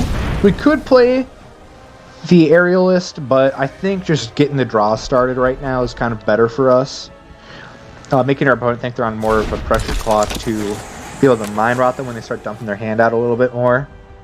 And I think that's really what we want to be doing, so I think this is good.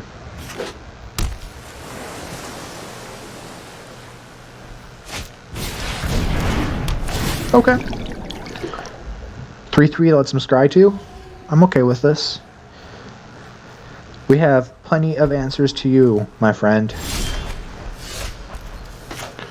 That is not one of them.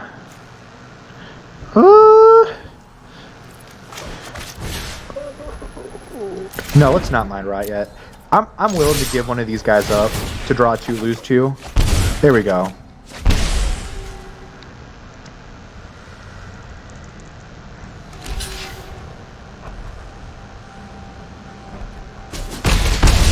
Okay, we can't do this line this turn, but I do like, let's mind rot our opponent.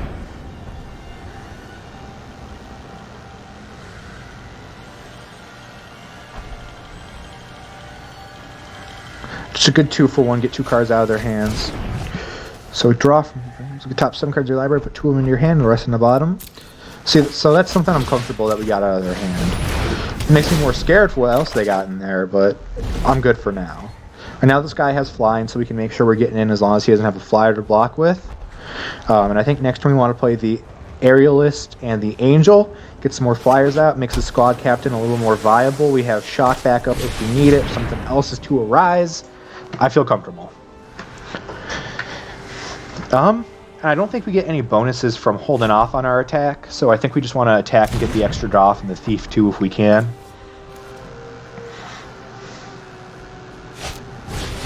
Active treason. Okay, opponent's going to draw a card too. We're going to take 5.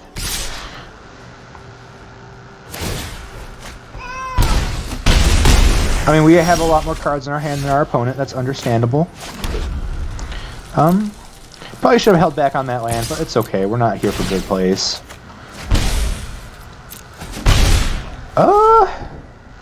That might be a next turn play. But for now, let's play the boys and pass back. And I do want to start gaining life to start making these a little bit better. So hopefully we find some of our life gain here. Got our cats. Fought into the battle pass thing. Opponent's cat hisses at you if you try to click it. Okay, got 2 3/3s. That gets her done. That gets her done, opponent. No blocks, steal 3 all day.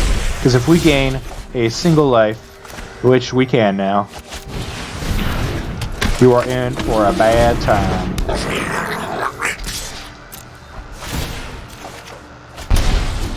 Blood for Bones pretty good too. We can get something back if something we don't want to hit the graveyard ends up hitting the graveyard. And we have a lot of damage in the air too, eventually. So our opponent just full attacks here. Yeah. I want to gain a life, and I want to kill one of those. So, because when we gain, now we can start eating their golems.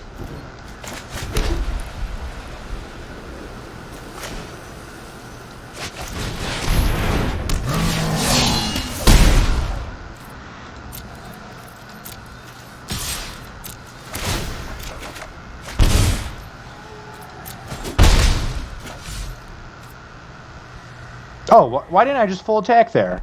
I literally had him dead. Now I'm clicking things. I guess we give our opponent one more turn. But we still win. This should be good.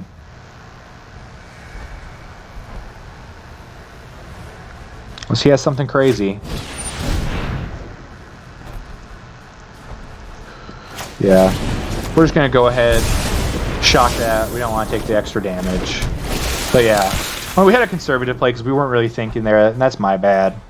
But if you want to, yeah, he's going to double attack, and we're just going to block, get Get rid of his board state. Come back here.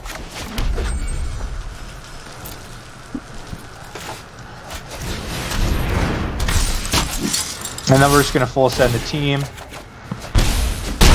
And we won.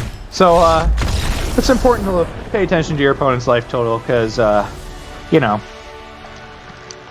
sometimes you've won the game, but you didn't because you're dumb.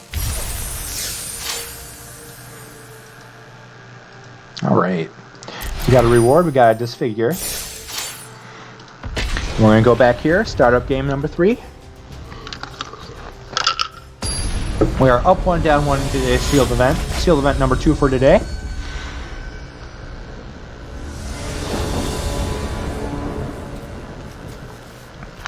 And this hand seems workable with the Master Splicer.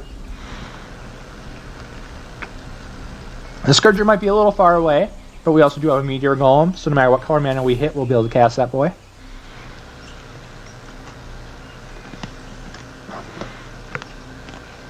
Playing against a bad wolf.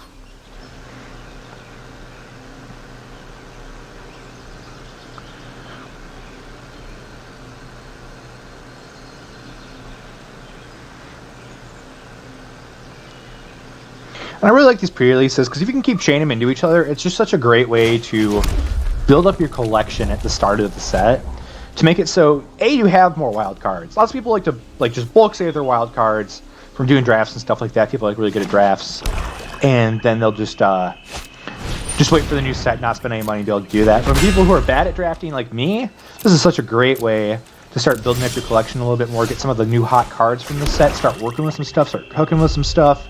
I like it.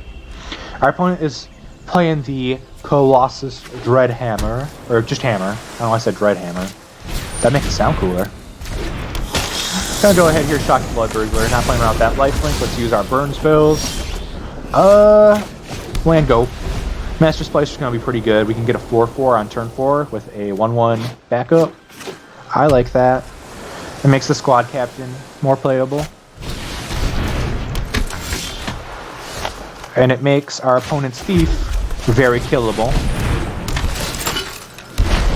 And if it gets to the point where we're scared of our opponent being able to equip this, we have the Meteor Golem, which is destroy any permanent, non-land permanent opponent controls.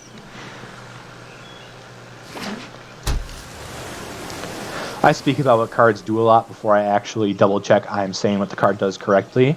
So, I misspeak so many times a day. To my defense, I have been working since like 1 p.m., so I'm allowed to make a mistake here or there.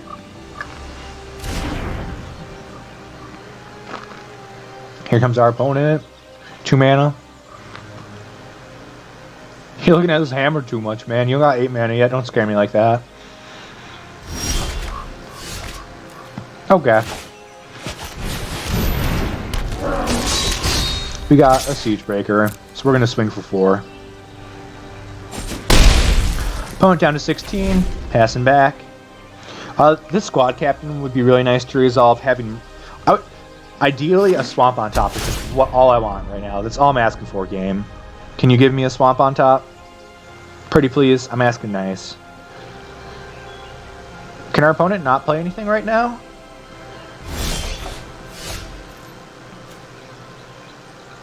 Oh! I like that. Well, we're going to swing for 4 again with our 4/4 Golem, our safest play. Opponent is going to block. I don't know. Maybe they have a Disfigure. They're just going to get in there with Disfigure. Looks like they do not, so we're just going to pass back. If by our end step they do not have... I was planning on playing this Reckless Airstrike, but once again, it's important to read your cards, kid. That is a sorcery, not an instant. I cannot play that on my opponent's turn. Bloodthirsty Aerialist. Gonna destroy this, gain a life, pump the Aerialist to a 3/4. Man, oh man, oh man.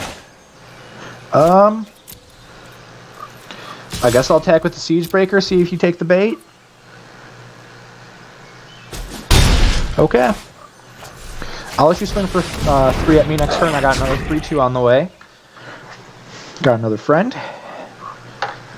We got the Scourger 2. We can throw 4 in his face. Just need to top deck that swamp. And if not, we got the squad captain. You got the reckless airstrike still. If we think this hammer is going to be an eventual thing, I would prefer to take care of it the turn before he can equip it. So we are going to have 2 more turns max before I have to cast that. Seriously though, I'd just be happy. Come on, a swamp deck. That's all I'm asking for. A single basic swamp on top. I know we have it. It's going to be on top. Opponent is thinking about something enough for the timer to go off. Decisions. 6 mana, a 3/4 flyer on board. He can do whatever he wants. A 3/2 with that. When it dies, he puts a counter on something.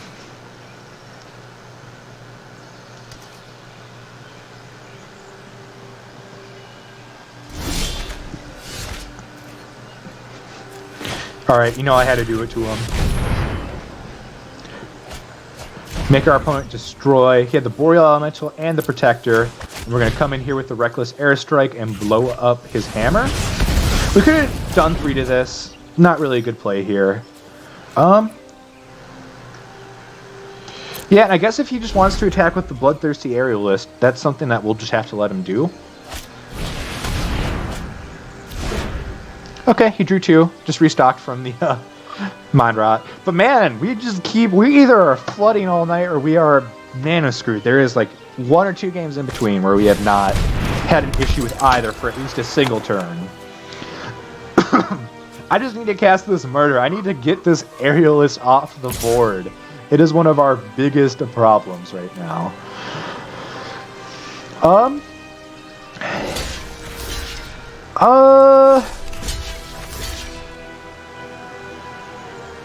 I'm just going to let it through because I'm scared he's actually going to put the counter on the Thief, and that is not what I want.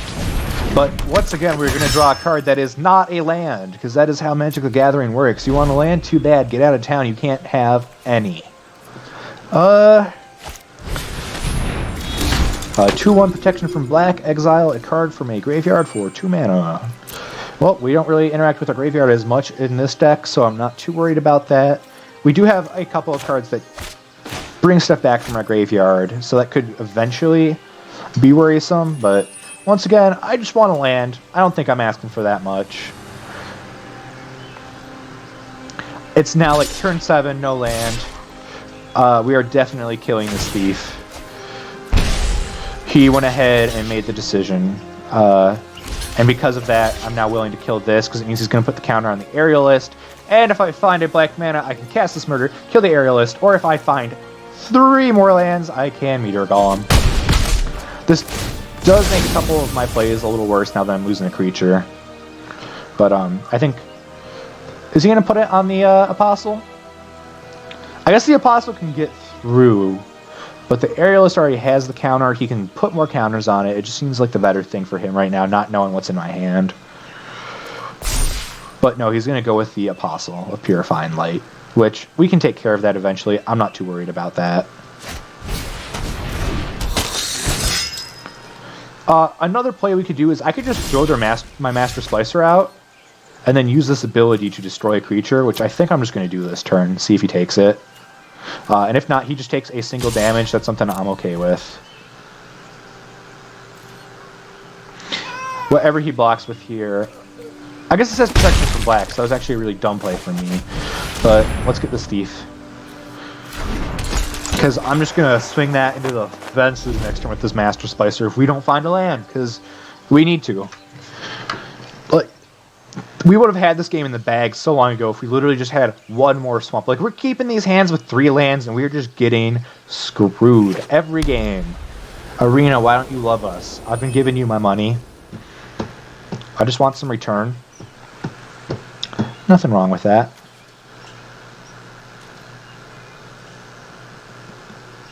This Knight of Ebon Legion's kind of nasty for us, too. He can pump it twice right now, which would give it 6, 7, 8. So yeah, we literally just, even if we double block, we cannot kill it. So we're just going to have to take all the damage here. Man, oh man. That's not what I wanted to do. Gross. Oh, he's just going to pump it the once? Okay. Okay. Cast their card in his hand, maybe? I mean, I asked for a land, and I got a land, so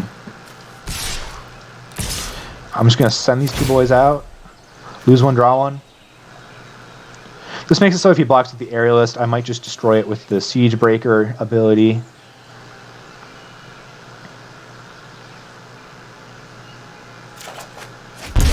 So he's going to let the damage through, maybe? Oh, no, he was just trying to go to blockers. He had to let the ability resolve.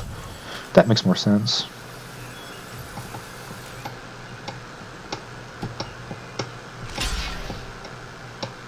Okay. I can live with this.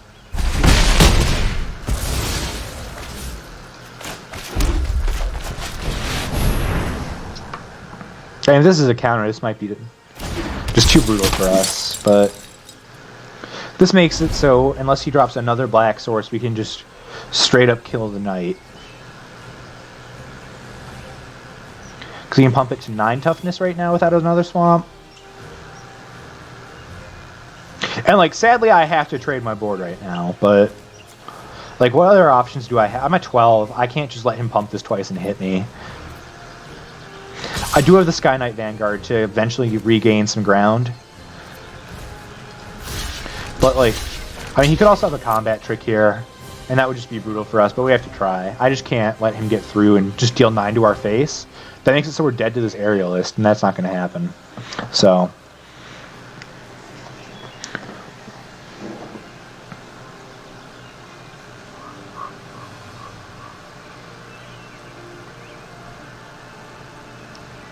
okay.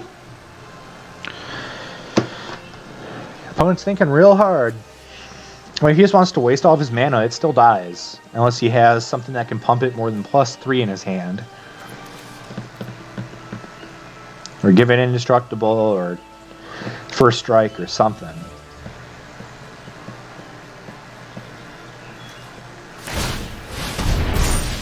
Is he just going for it?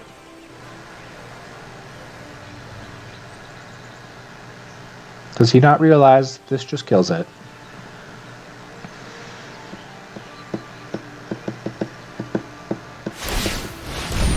Okay. And it dies.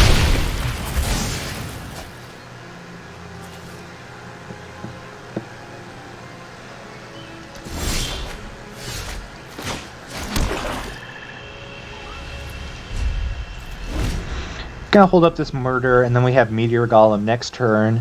So finally hitting our land drops. Looks like we're back in the game just a little bit. Opponent drawing with this Cloudkin. They're at 4/5 mana open. Colors online pretty well.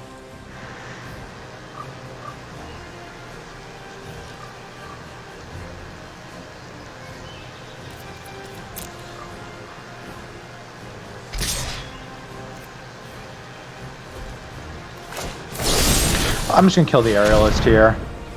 I'm gonna Meteor Golem the cube next. No, not even the cube.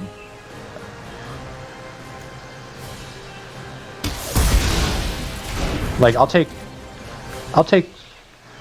3. I can go down to 9. I can go down to 9. Okay, opponent. You got me down to 9. Do you want to play something else cool I can blow up?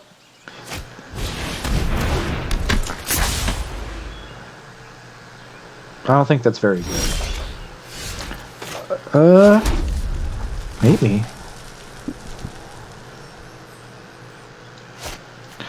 I don't think I want to play the Golem this turn. I think I want to kill this.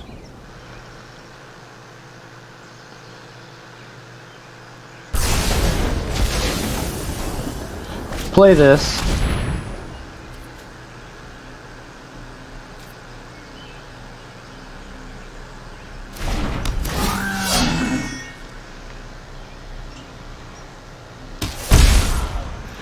Deals 3, he's at 7, I'm at 9. I'm slightly winning this race. Swing for 1. And I'll chump the cube next turn with the Splicer, because it's really not going to do anything else for me at this point. And he's probably just going to chump this, but we do get in for 1, get him down to 6, can destroy any permanent, non-land permanent on his field next turn.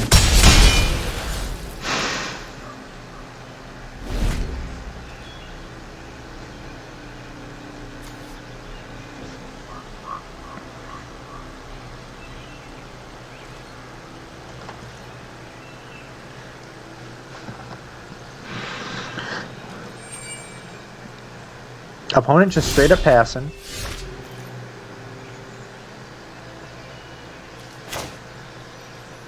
I think we just play the Golem here and go for the cube. I think that is the correct play. Because then we can swing with everything except for the Splicer, hold the Splicer back to chump, and we're good all day. I don't know what our opponent has in hand that he's not casting. Unless he's just flooding. No, but it looks like he still has responses. So yeah, we're just going to punch for both those guys. I mean, because he can activate this for 6 and deal 2 to me. But okay. He was making 2 golems. Oh, actually, that's pretty cool. The Master Splicer turns our golem into a 4/4. I think that still puts us ahead. Like, I don't think that was like a decent enough combat trick since we attack so conservatively for our opponent to really gain a leg up on us. So we can eat his golem if he decides to swing. And if not, we're still just punching in for 1. We got this other 2/3 flyer coming down. It kind of puts our opponent in like a game over situation. Because, yeah, there's not a lot he can do about that. So, if you are just joining us, we are playing some pre-release M20 here on Mom's Basement Games tonight. We are doing our second league of the night. The name of the game is we're going to keep going in our league over and over again until we physically cannot use our funds from our previous ones to go back in and do more. Soft stop tonight warning might be at if we complete 3 full ones and we can still go. It's only been an hour and a half so far and we're on our second one, so maybe we'll do 4, maybe. We'll see. But, opponent dealing 2 to us here. We're hitting in for 1. And we got 3, 4, 5, 6, 7, 8, 9, 10. We can go up to 16 life when we cast this life chanter next turn, and I think that's just going to kill enough morale from our opponent.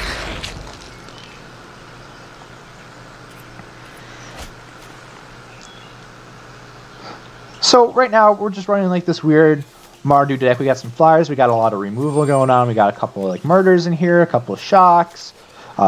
We care about how many creatures we have on the battlefield with a couple of our cards. Some little bonuses for the life gain we have here and there.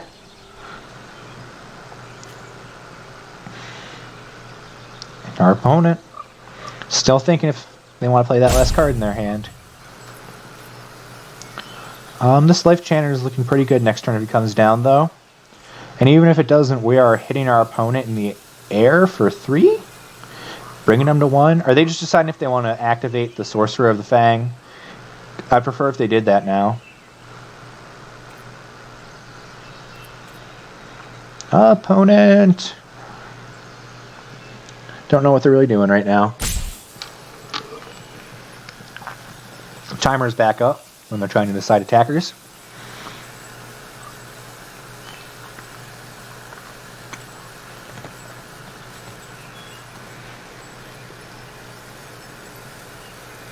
And just once again, we're going to play the conservative game here.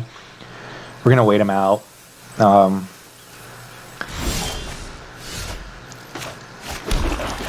going to play this life chanter first. Go up to 16 unless you got an answer, opponent. And even if our opponent does have an answer, we still win here. It would take like some miracle for them to beat us out here. Yep, and I'm going to choose to use his ability. Take action. Go up to 16. Put a counter on the aerialist, which puts our opponent at dead. Boom, boom. Swing. I guess, does this guy have lifelink? Okay, that puts him at 1 still if he blocks. Because we have no choice but to make this token when we attack with the Vanguard. So our opponent can gain a life and stay alive on 1, but we're at 16, they're at 1. We have a full board. And we still have a pretty full library, but our opponent had enough. I don't think he wanted to play it out and see what would happen after that. So we are good. That's going to be win number 2. We are 2-1 now. That game was a little bit longer. I'm definitely not the most notorious for being decent at drafts, and I think it bases the ranking on this off of like drafting since it's still sealed. So sometimes we might play against some new players, and that's okay. Sometimes new players need some time to actually like figure out what's going on, figure out what the best responses are. And that's fine. I don't really have a problem. Like, I'm here for the night. Like, what do I care if my opponent has to take an extra second to kind of decide what they're doing? Pre-releases are supposed to be fun. Like, even if you do a pre-release in, like, person, there's usually kids. There's people, like, bring their girlfriends and stuff that might not know how to play. People, like, I've even seen people bring their parents and stuff to pre-releases. Like, they're just supposed to be a fun time. You're supposed to be able to play with kind of everyone, have a good time, get some packs, build a collection. And I don't see a reason why online that should be any different than it is in paper, because at the end of the day it's just kind of having fun playing Magic, and if you're just tilting out and not having fun at a pre-release, I would ask you to maybe reassess your life a little bit, because it's a pre-release. They're supposed to be they're for fun. They're to get cards, to build a collection, to have fun while you're playing with people. So while it can be annoying, I don't think it's anything that you should tilt out about or anything like that when your opponent's playing slow. Well, we're going to start here. This is a pretty good hand. We got Angelic Gift, Shock, our Sky Knight Vanguard, and we have a land of every color. Hopefully, knock on wood, this is not one of our flooding games, because we have been having those when we keep hands that are decent like this. Maybe our opponent has the Shock, too. Opponent? There we go. This makes me not want to play the Vanguard, but we don't have a choice. If our opponent has the Shock, they have the Shock. They'll get us with it. I mean, it's just a 1-for-1. It's not like it's like this card does accrue value if there's no creatures on our opponent's side of the board. But once again, it's not like if we can't stop it, I'm not gonna just like hold it back because I know they have a Shock. We need to play the game.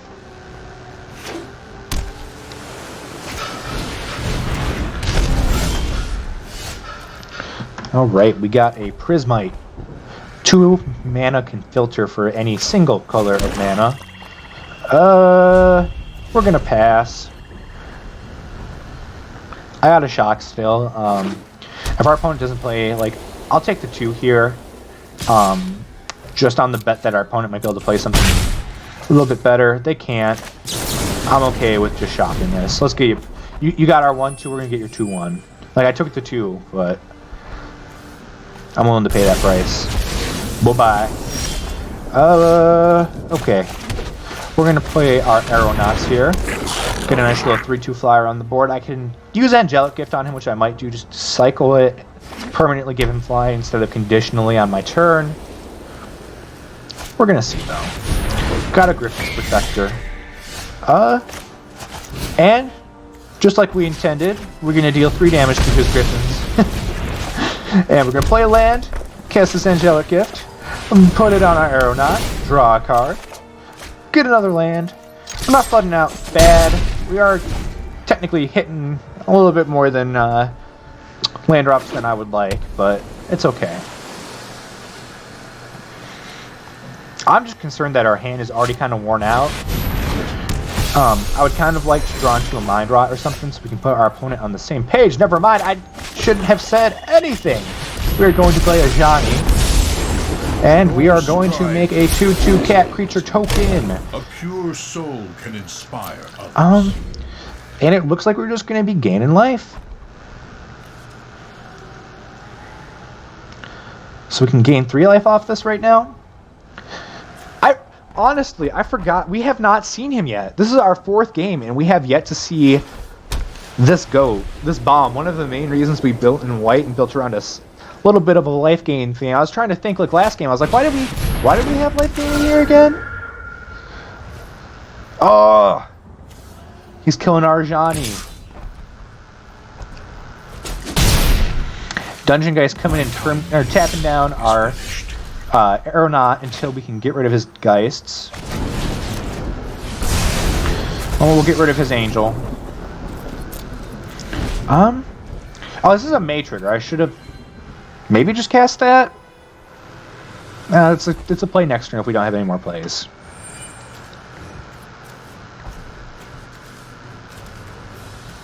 Poor Johnny, man. I thought we had it all hooked up with the blocker, but we did not.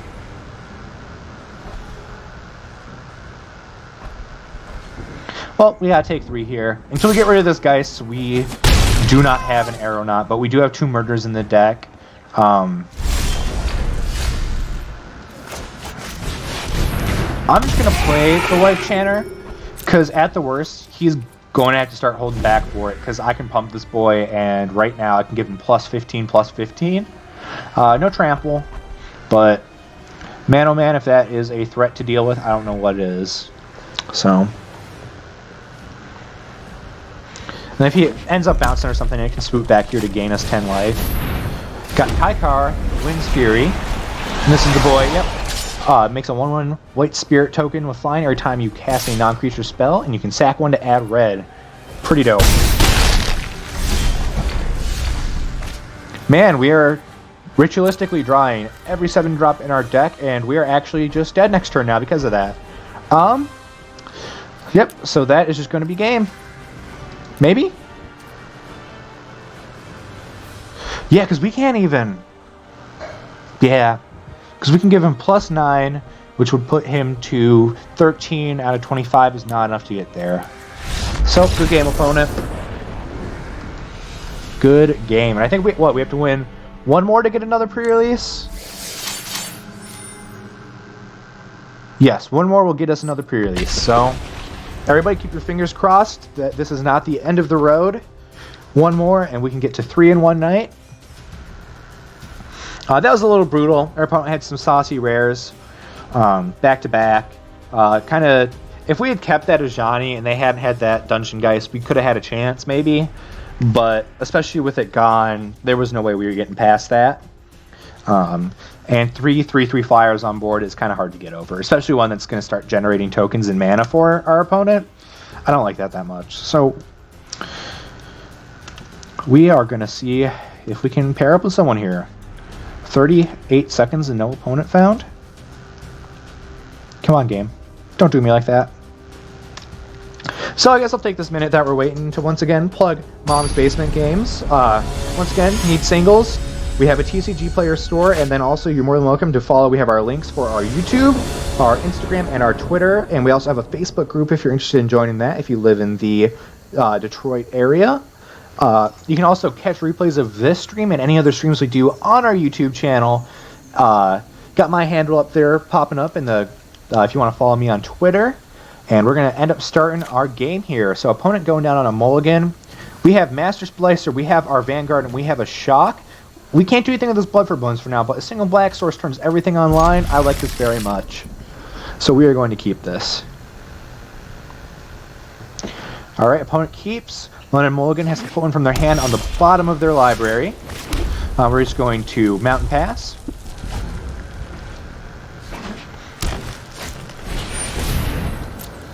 Okay, this card's pretty decent actually, Seasons of Growth. We had some opponents get us with it. I do like this Reckless Airstrike. This card has been pretty good. Flying seems to be in just about everybody's deck, or there's at least one broken artifact. Everybody wants to try to play that hammer if they got that hammer. Other than that, I mean, this card, it's doing work. I didn't think it'd be such like a good include, but I mean, it's just a bolt for flyers, so what's not to like? Okay. Gaining 3. This is shockable, and I think I want to do that to start accumulating some tokens.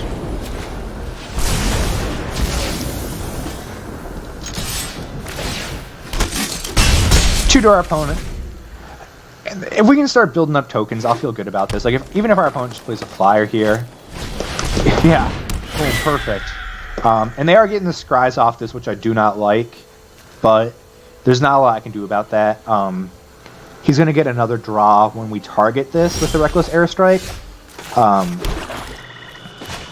But once again, there's not a ton I can do there. Let's just deal 3 to this guy. We do have Master Splicer mana. We also have Blood for Bones mana, so we can get back 2 creatures eventually. We're working up towards Meteor Golem. 1 black source, we got Murder. Once again, everything's targeting here, so I don't like that very much. But if we keep our opponent off creatures, we're actually looking pretty okay. So, actually, let's go to combat first. Let's do things right. Let's play things on our second main phase like we should. We're going to go in here. We're going to swing for 2. Opponent goes down to 16. Cast a Master Splicer.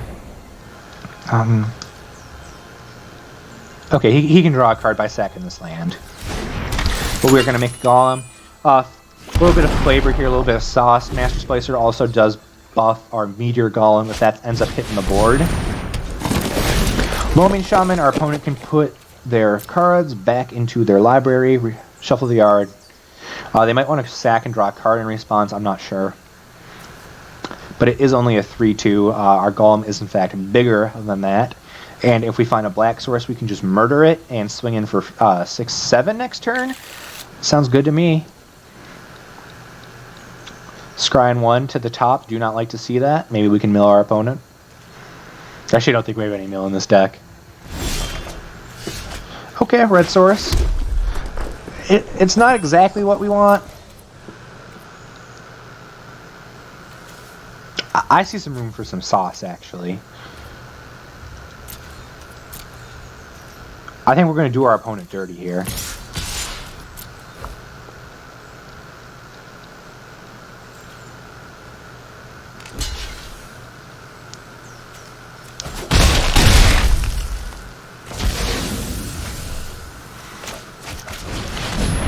So we're going to sacrifice a 1/1. This might be rage-inducing for our opponent. We'll have to see. Okay, he's going to sack and draw. Putting our opponent down to land right now with our Meteor Golem is going to be pretty detrimental. So we're going to bring a Master Splicer back and bring back our Vanguard to our hand. Remake a Golem. Cast the Vanguard. Oh, and we turned one of our tokens into another Golem and getting back our Sky Knight. And if we just find a land, we can murder their Scorpion.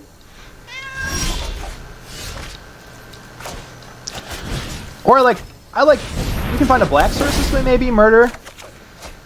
No. But hey, that's okay. We only got Najani. There is no greater treasure. Alright, opponent has seen enough. A flying 4/4 Golem, a 1/2 generating soldier tokens every turn, and an Ajani going to make it. Ajani's Pride Mate. I would rage scoop to opponent. And with that, we are going to actually be able to lock in our 3rd sealed event today. So overall today, if you think about 3 sealed events, that is at least, we got 6, 12, 18 plus 9. So it's going to be 27 packs of cards that we are opening today. And that's $20 for 27 packs. That conversion rate with just a little bit of playing skill is insane. Is definitely worth it. And that's why I like sealed season so much. Because you can turn what would normally not be that much value in Arena. And I'm essentially opening up almost a full booster box for half the price. Under half the price, actually. So, I don't know what's not to love about that. But, sorry, we did end up keeping this hand. We got our Reckless Airstrike taking care of any flyers, any artifacts. We got our Vanguard again, which proved how useful it was last game. And here we go, we got a black source like we needed. Mana-wise, we could get one more black source, we can cast Murder or in Bloodthirsty Aerialist. If we get one more white source, we can drop this Ajani, Strength of the Pride. And if we see another red source, we got the Ogre Siegebreaker. So no matter what we have plays. Our opponent is thinking.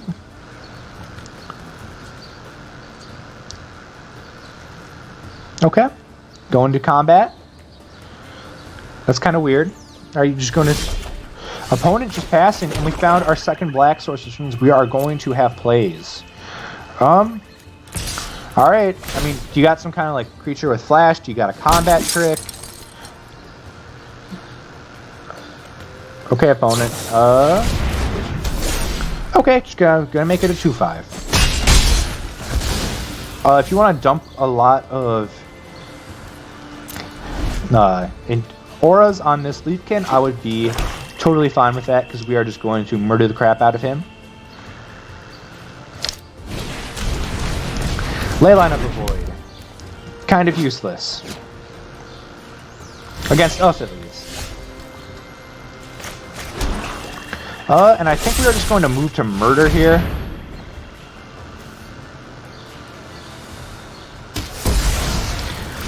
Like I said, if we can start, like last game, having some tokens held back from our Vanguard did let us actually end up abusing some of our graveyard cards. But here, not really going to be a possibility with Leyline of the Void in play, but it does at least put some more bodies on board. It's given us more 1/1s to attack with. At the end of the day, they are also chump blockers. Always got to remember that. But let's go to combat here. Let's punch. Get 3 damage in. I actually like Thief over the Bloodthirsty Aerialist here, just because even if he plays something that we're just going to swing it into, it gets us a card. And I really want to find a second white here to cast this Ajani, if possible. Okay, we got a Soren from our opponent. This one's all about vampires, right? Target creature you control gains Death Touch and Lifelink. You may sacrifice a vampire. When you do, it deals 3 damage to target. You gain 3 life, and you put a vampire card in your hand to the graveyard. Okay. I mean, it gets her done. Yeah, we end up drawing the Blood for Bones, but too little too late, am I right? Let's just full swing into this boy. Make another token.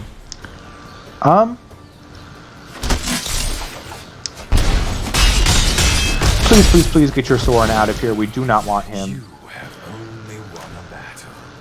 Bloodthirsty Aerialist coming down. Let's just keep just like accumulating some value here. Flyers. We're spread out wide with a lot of tokens. I don't know what our opponent can play here. Looks like he's... Oh, not even three on the ground.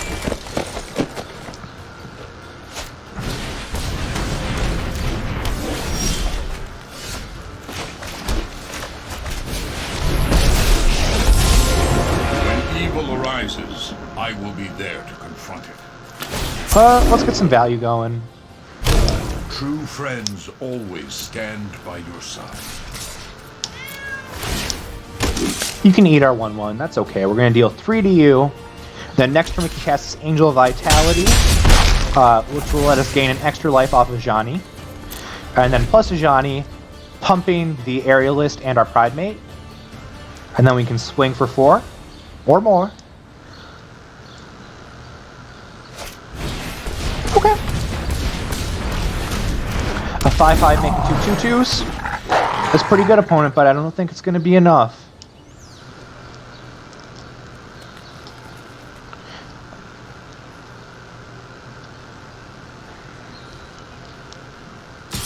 I feel sorry to inform our opponent that this is a chump block we will make for days. Shock actually seems pretty okay here.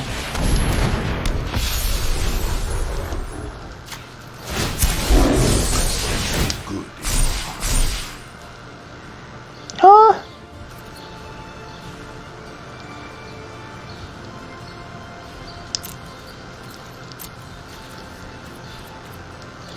I think we're just going to hold back this turn. Kind of put our opponent in a spot where it's just going to be, we're going to go out of control with this Ajani. And kind of get them to a point where they can't do nothing about it. So, and like, I'm totally okay to shock the Giant and kill it with my Pridemate, because I can just keep making more if I really want them. The Aerialist can eat the Centaur Courser. And that's if he was looking at my Angel of Vitality, and I guess I should say that I think he might take care of that. And say he does. Oh.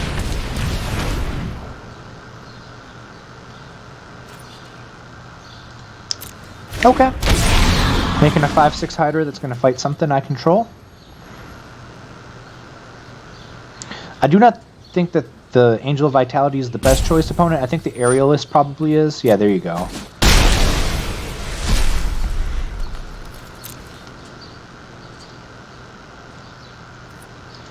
Okay, opponent passing.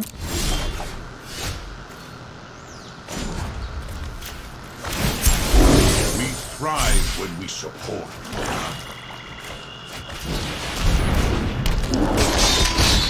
And then next turn we can actually zero Ajani and exile all of our opponent's creatures, I believe. Yeah, and then that's just game. So we just have to make sure Ajani survives with at least one loyalty, which I'm willing to sacrifice a little bit, because then we just win. If we can keep 10 damage on board and keep Ajani on board, we win.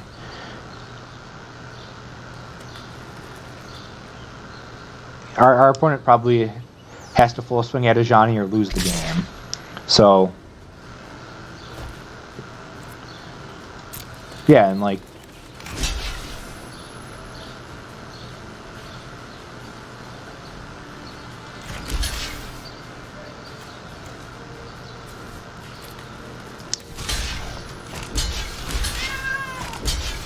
and if you have a combat trick here, I have another shock.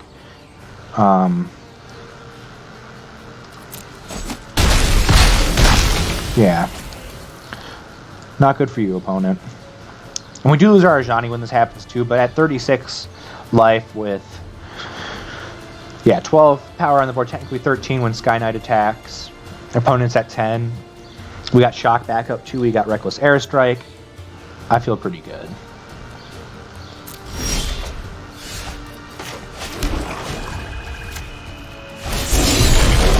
I have let my friends down.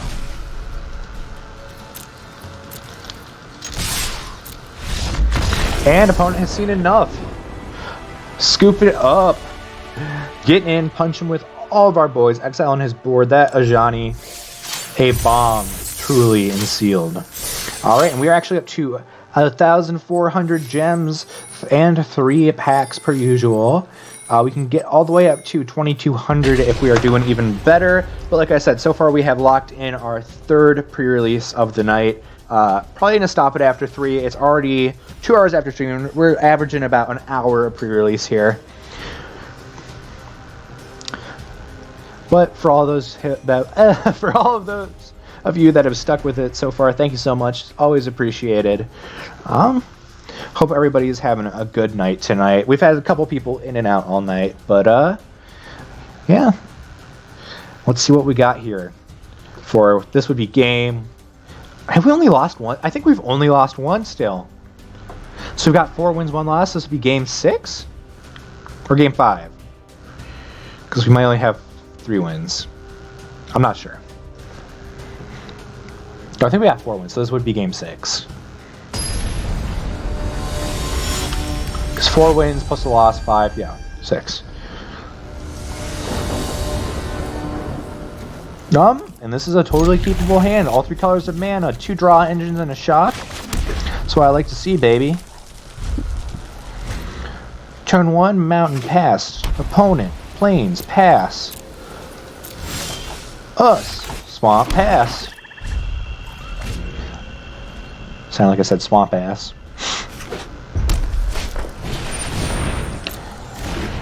Chaplain.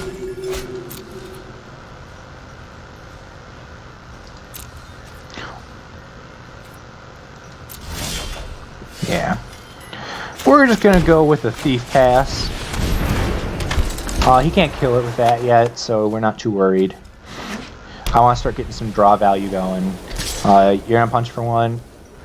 Please feel free.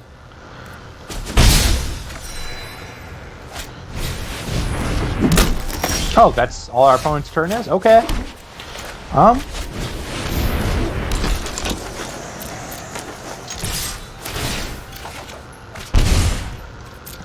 That is going to be a card we're going to eventually want to get rid of if he starts equipping it with this Marauder's Axe. But, I mean, we have the Golem, we have draws, and we're not even equipping, we're just going in for 1 again? Okay, no blocks. Go for it, man. We'll take 1. I'll take 1 all day. We're still at 17.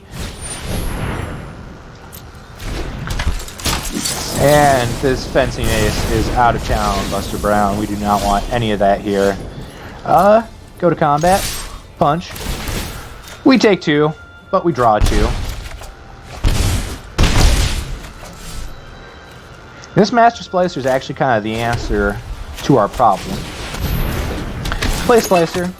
Get a Golem. Because it kills the Chaplain. Or Chaplain? Yeah, Chaplain. I cannot speak English. That's okay. It's like It's 12:30. I've been up since like 10, so I'll cut myself a break very generously, graciously. And I'm gonna just run both my thieves in here because I still get one in. He kills one. I draw two. I really want to find another black source here for this murder, but that is just not going to be the case. Not in the cards today. That's okay. We've still accumulated so much more value than our opponent. We're going to bring this Angel of Vitality into the battlefield. We still have a 4/4 blocker for his 3/3, so... And we are at 13. We've been taking a lot of... Most of this damage we've taken this game is from ourselves.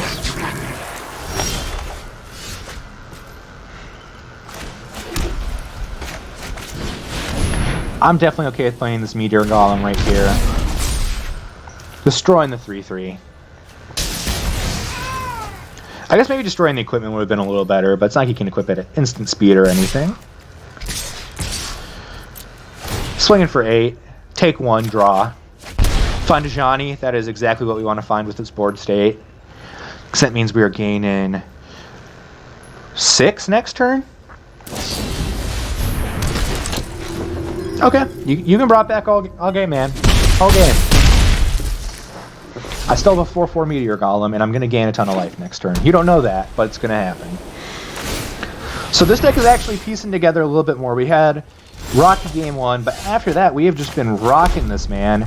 And while we do have Dragon Mage, I do not think right now is the appropriate time to cast him. So I would rather gain 6, please. All those who stand up, find your inner strength. Hit for 2.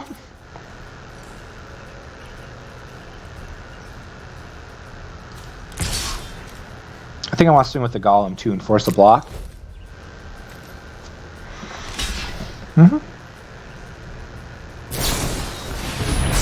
Oh! Got a little combat trick opponent. Okay. I'll lose a Golem to a combat trick. I have 2 murders. So... Okay, Angel of Vitality down. Our board's getting slightly worse. Opponent's finding some removal. Okay.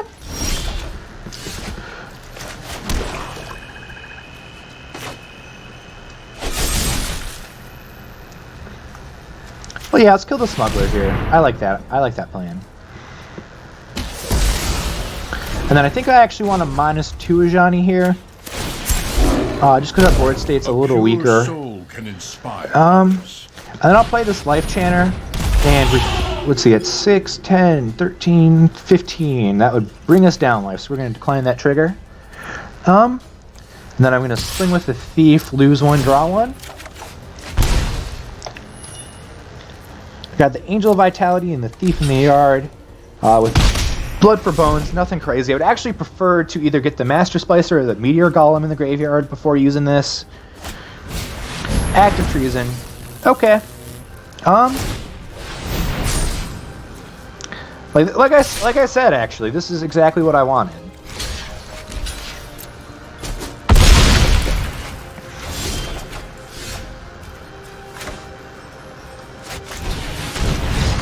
Yeah, opponent just had enough, scoops it up. We were going to get back our Meteor Golem with Blood for Bones and destroy his creature again. Fun fact, his axe also did stay equipped to my Loxodon there, which kind of creates... Oh no! I started way too fast. I couldn't check how much we were getting right now. But we're going to go into our Game 7, hopefully our 6th win. We've been rocking. This deck has been killing it. Boy, oh boy, is that what I like to see. Man, oh my god. Do I want to keep this? Do I want to keep this? I need to find a different color mana. I think we're in a safe enough position right now where if we get mana screwed in this game and we have to go into our next league, I'm going to be sad, but I'm not going to be heartbroken.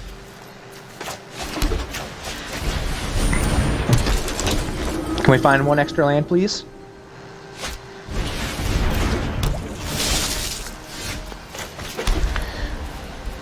So far, no extra lands. We are not playing mono white, so preferably would like to find something that is not a white land. Opponent already found their second color. They're playing an Audacious Thief.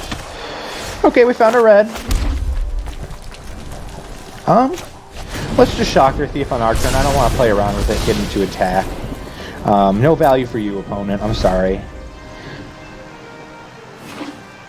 If we can find a black, Mind Rot would be pretty decent right now. Thank you, deck, for listening to my thoughts and prayers. Do you want to discard 2 of those cards, please? Opponent? That would be great. If you could do that, actually.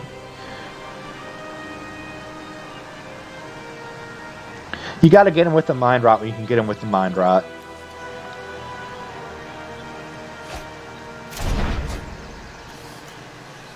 Sanitarium Skeleton and a Bone-Clad Necromancer. I'm glad to see that Necromancer is no longer here. This Vanguard's pretty useless against 2 Moat Piranhas, so I am going to double block if he attacks with the Thief.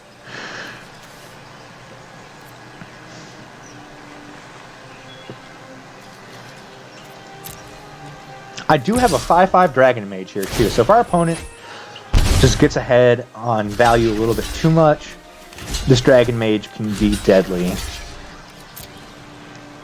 It can technically milled both of us out, but we'll see how much value our opponent's trying to accrue here with their blue deck. Cavalier of Gales. It is a 5/5. Enters the battlefield, you draw 3 cards, put 2 cards from your hand on top of your library in any Mercy's Brainstorm. When it dies, shuffle it into its owner library, then scry 2. That sounds gross for us.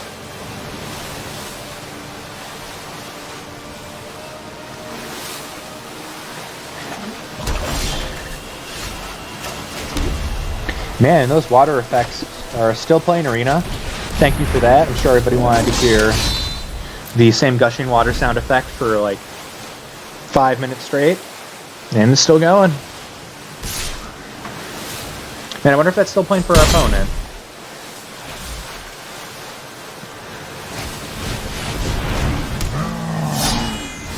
Vengeful War Chief, pretty good card.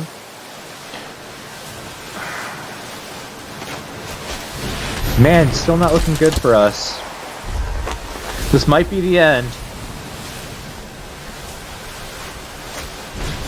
And just remember, this is actually after we Mind Rotted our opponent with 3 cards in hand too, so... Frostlinks. Yeah, I'll take the 9. Not a lot we can do.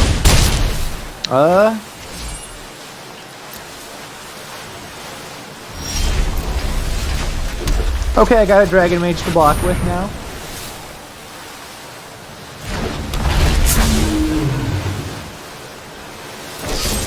Our opponent's going to immediately murder it, though.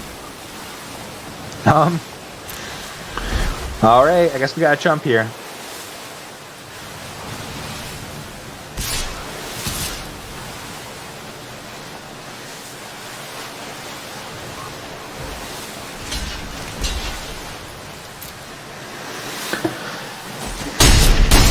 If we don't find an answer to Cavalier this turn, we do lose. So I was actually terrified that 4-drop Drain 3 was coming. Opponent's board is pretty stacked though. Johnny is good, but I don't think he gets us there. And that water sound effect is still playing. Man, that is annoying. I protect those who cannot protect themselves. I sense the Okay. good in your heart. Thankfully, Johnny's sound clip did actually end that monstrosity, maybe? I think I still kind of hear it. But yeah, opponent punching in full force. We can only block, take 5, 6, 7, 8 damage, puts us at -2, and we lose this league.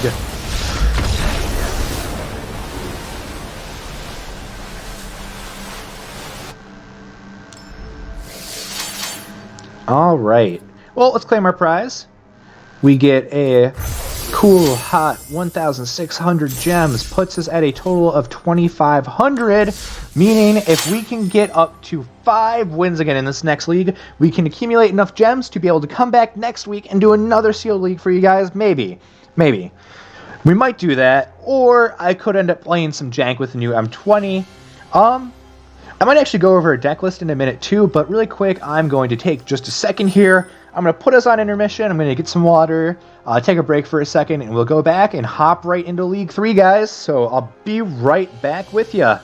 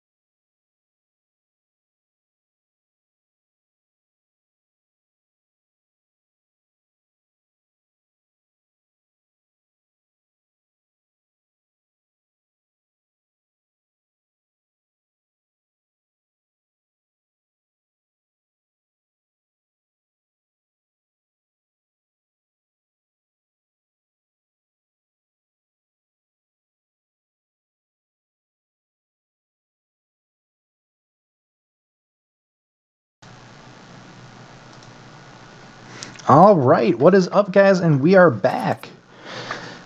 So let's hop into our third league of the night. We've managed to loot back 3 sealed leagues back to back to back. And we're opening our rares. Oh my god, setting us up. All right, we got this Hanged Executioner.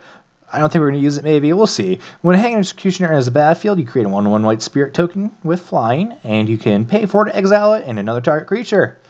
What I'm really excited about, though, is look at this. It's Wake Root Elemental. It is a 6 mana 5/5. You can pay 5 to animate your lions into 5/5 elementals. We got Voracious Hydra, which comes in with, so it's double green X. Comes in with X +1/+1 counters, and you can either choose to double them or make it fight another creature. Lotus Field, don't think we're going to be playing it, but if we do end up in blue-green, which we might be since we have some elemental theme going on here, Temple of Mystery looks pretty good. So let's get right into it. Let's see what the rest of our cards look like. All right. White's definitely looking a little weak here, so maybe we're going to stay away from that this time around. All right. Go, green's looking spicy, boys. Green's looking real spicy. Dang, okay, so let's see back here. We got any cool artifacts? Ooh, Diamond Knight might be cool if we end up going more like green heavy. But we also got that Temple of Mystery. Ooh, we got this Eagle. It's flying. Other creatures you control flying get +1/+1 for 3, 2 or 3. It's a pretty decent card. But I like this. We got 2 Blightwood trackers. I like this Wolfkin Bond. I like this Voracious Hydra. I like Gifts of Paradise. That's more mana fixing. Man, we got hooked up. Draw a card. If an opponent has cast a blue or black spell this turn, spells you control can't be countered. You and permanents you control gain hexproof blue and black till end of turn. I don't think that's too good here. I don't think we want to run that. But we're going to run this Leafkin Druid all day, baby. Rabid Bite is some great removal. Feral Invocation actually blew us out a couple times tonight, so I think we want to be playing that. Thrashing Brontodon gets rid of a lot of stuff. Pulse of Marasa. Man, why wouldn't we play Pulse of Marasa? That's going in there. Alright, let's look at... Our black seems pretty decent, and our blue seems pretty decent, so I want to give a good look at both of those. So we got Gruesome Scourger, we got 2 Agonizing Siphons, Epicure of Blood, Undead Servant. I think we've almost gotten a full Leyline of Personality, Leyline of the Void playset from our drafts today. So we also have a green-white land. Yeah, I think I definitely want to look in blue here.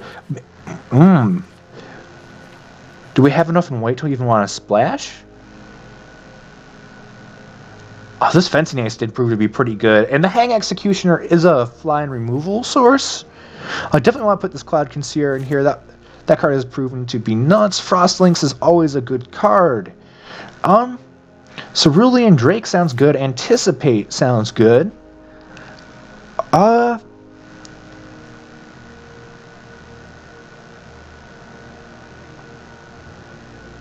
Portal of Sanctuary seems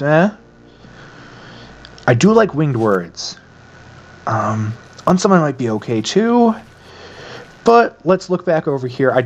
So if we go white, we can put in that. We can put in this Eagle, which I really do like. I really want to play with that.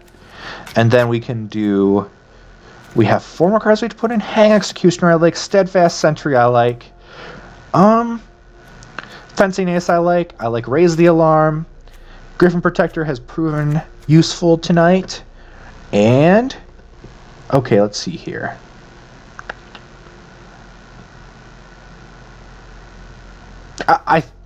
Aether Gust seems a little weird to put in the main board because I can see that being useless. But once again, we're not sideboarding here, so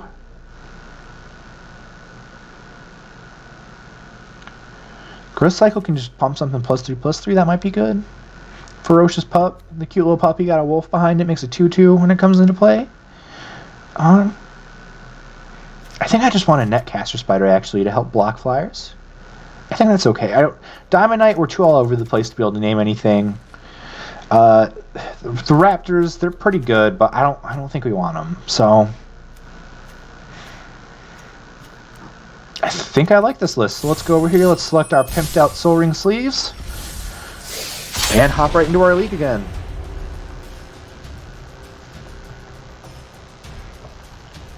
Gonna take a little water sip real quick.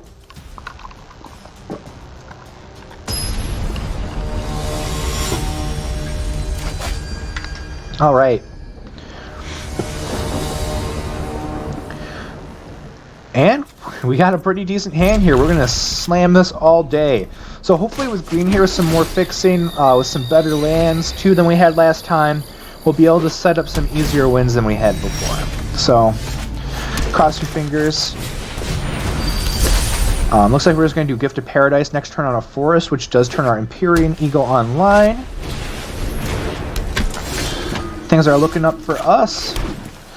We could just play Griffin Protector this turn, but I think it has to be the gift. Yeah, puts us up to 24. I like that. Looking at our Leafkin Druid. Maybe gonna murder it? Nope. Haven't seen this guy yet. Ooh, it's a 1/1 for 2. That makes us exile a card from our hand. That's spicy. I like that opponent. We're gonna get rid of the Wolfkin Bond, I think. I need bodies before I need auras, so. And even while this is a cool play from our opponent, they are not too far ahead, so.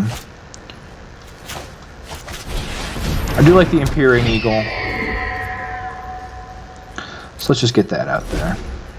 And a Griffin Protector makes it a little better, I think.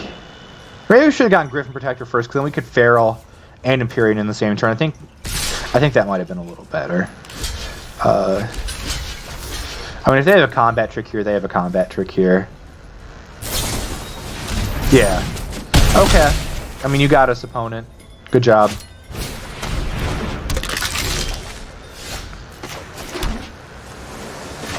Can you get our 5/5 Weight Root Elemental, though? I do not think you can. Because I can start animating my lands into 5/5s next turn. Okay, never mind. You can't actually murder it. That is true. My bad. But, I mean, look, you've seen how back and forth we're going, and even after all this, I mean, all they have to show is a 1/1, a 1/1, and a 1/2.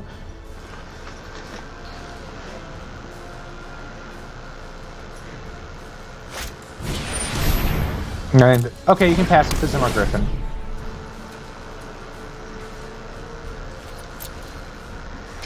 And they're just going to swing with the team. I say we should raise the alarm.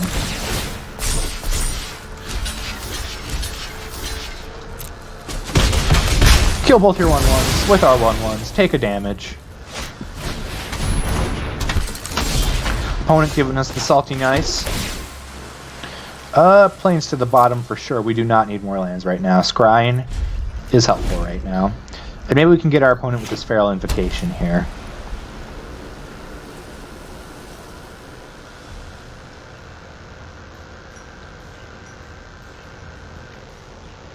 Alright.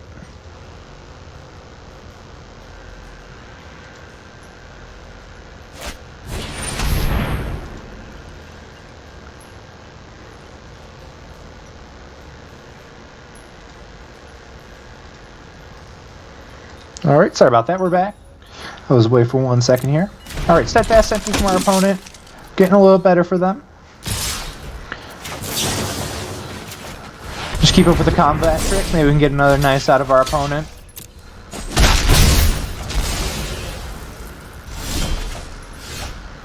We're just actually playing combat tricks to the deck.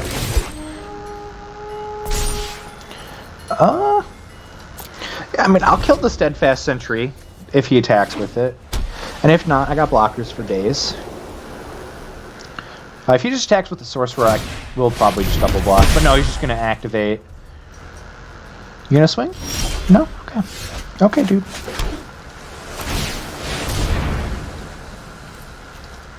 We're going to grab a Voracious Hydra, I think. And we'll pass. Opponent knows it's coming. Got a murder? Better save it. This card... Man, I cannot just... Oh no, we got the Mind Rot. Alright, Voracious Hydra gone. Voracious Hydra's down, but I mean, our opponent's still at a point right now where they can't attack us, so I'm okay with this. I'm a little saddened, but I think I'll live. I think I like Hanged Executioner a little bit better right now, but let's play this Fencing Ace. Pump our guy. If our opponent really wants to swing at us here because we're tapped out, that's whatever. But this does also turn into our Leafkin Druid, so it has... Man, yeah, just... I mean, what, we're at 11? I'm okay with this. Just keep activating the tracker. I mean, we're going to just keep finding all of our cool cards. Our opponent isn't. Now they can counter a spell that targets us. Maybe that would have been good to have before we had our Voracious Hydra and got Mind Rotted there. But, kind of at a stalemate here. We're just going to keep taking 2 damage every turn from our opponent's Sorcerer of the Fang. I mean, they do have to kind of get rid of this Cerulean Drake here, but we could also play... Next turn, if we really want to, we can play Hang Executioner and get rid of the Sorcerer of the Fang all in the same turn. I think that might be the play.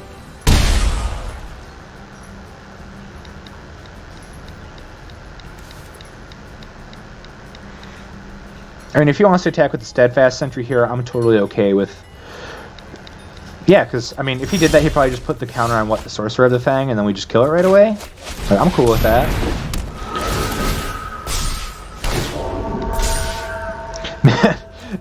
Pacifism on this Griffin Protector was really not so great for us, huh? There's been like, it's been activated like 2 to 3 times every single turn. I'm just sitting here like, oh, those triggers would be nice, but you know, I don't need them. But I'm just gonna wait. I'll take 2 more from the Sorcerer of the Thing if he really just wants to only activate that again. But I'd rather him waste another turn if I can get that out of him.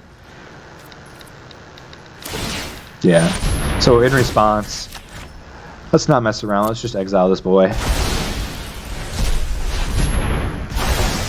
No, for those of you just joining us, we are playing back-to-back-to-back M20 pre-releases. We're on our 3rd right now, and we've just been seeing all night if we can keep it going. If for every pre-release we do, we can earn enough to enter another one immediately. Okay, we're going to whiff on our tracker, but we are going to cast this Cloudkins here.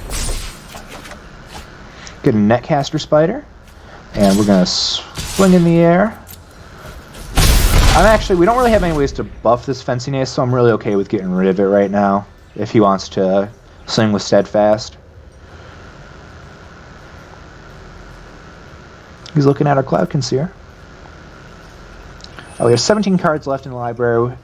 We did lose one of our bombs, sadly.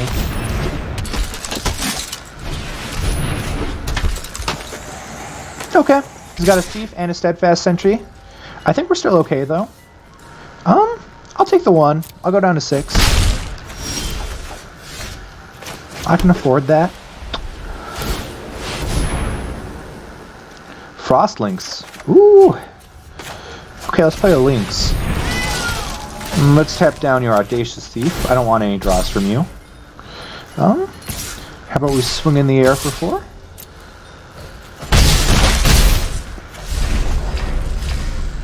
This way we got the Lynx, the Druid, and our Fencing Ace to block with. I think that's sufficient enough. I like that. And we have the Netcaster and another Blightwood we can cast next turn. And just as long as we keep defenders back, I think we should be okay. But opponent here, gonna kill the Leafskin Druid. That's okay. We still have enough blockers to not die. If he attacks with both Steadfast Sentries and both Sanitarium Skeletons, we're just going to double block some sentries here.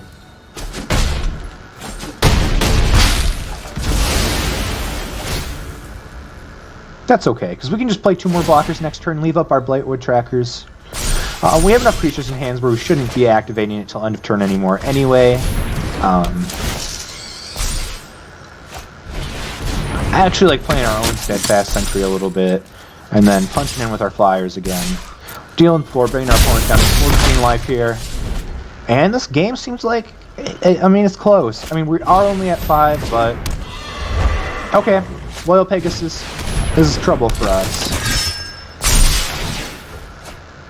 Oh man, you guys thief up to a 5/5? Why did I miss that? Man, okay, well, we gotta chump it. We can't just take 5. That is game over for us if we let that happen. But we can block these 2 boys.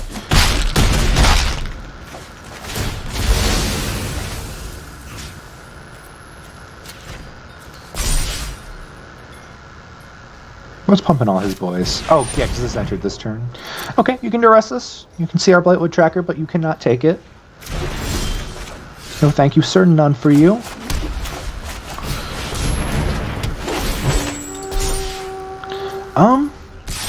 I mean, we're just going to keep punching him with our Flyers. If he wants to block and kill one, he can't, because he has to double block. And we can take the 2 in the air, I think. Okay. This is making it a little harder for us to win. Things have gone downhill for us fast.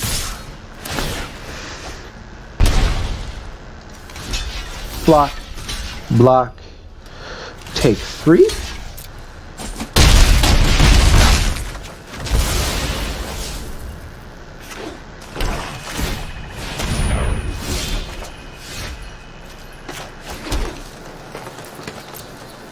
And I think that's just game over for us, actually, because we can't even block all of his creatures. He can get in with 2 of them, and we die. So, good game, opponent. Let's just go to concession now. We did the math. And we're going to move on to our next game. I think, what, it's our first loss? Yep. That was actually our first game still. Man, that game lasted forever. Didn't even seem like, what, that was like a 15-minute game? Take a little water break here. Always remember to stay hydrated. It's the summer, it's hot, no one likes to be dehydrated. This is a fine hand.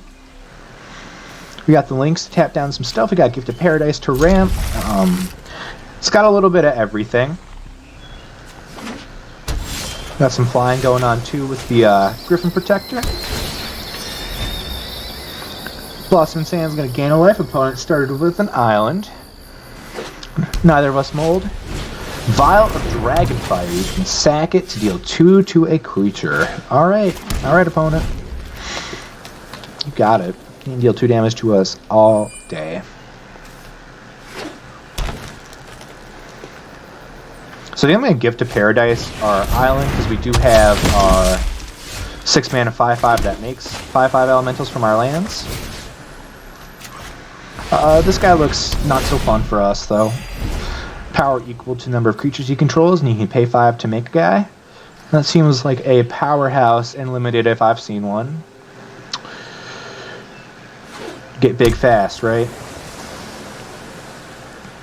But I think our best plan might actually be to Griffin Protector and end up Feral Invocation in it and try to maybe play a creature, get it. Ooh, with Raise the Alarm, we can get him good with Griffin Protector, actually. I like that. Okay, land for turn. Griffin Protector. And next turn we're set up to Feral Invocation, Raise the Alarm. If he doesn't counter this. Does he have a counter? Convolute, yes he does. Okay, no Griffin Protector. Yeah, technically this game plan doesn't work as much then if we have anything else. We might just want to Frostlinks. If we draw a land, I think we might just go Netcaster Frostlinks, pass back. Okay.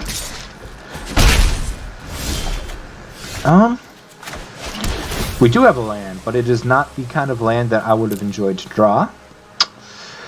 So I think I'm just going to draw Frostlinks, tap down the squad captain, lock him up, pass, and I'll cast a Raise the Alarm on the end of turn.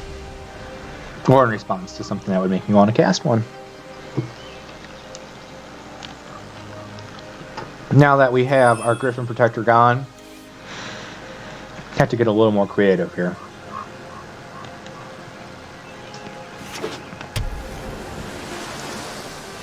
Alright.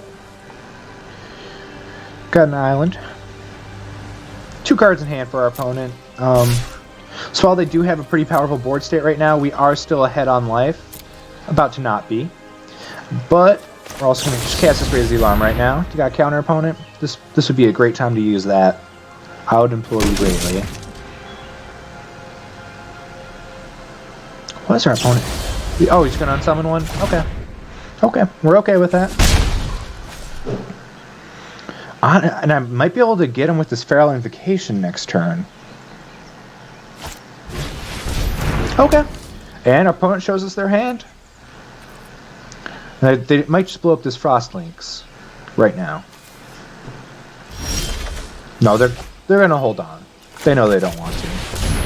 I kind of want to save this Pulse. We kind of already blew it with the Griffin Protector plan. And it is an instant, so if they end up not attacking in a way where it would be beneficial for us to use this Feral Invocation, I would like very much to be able to get back our Griffin Protector.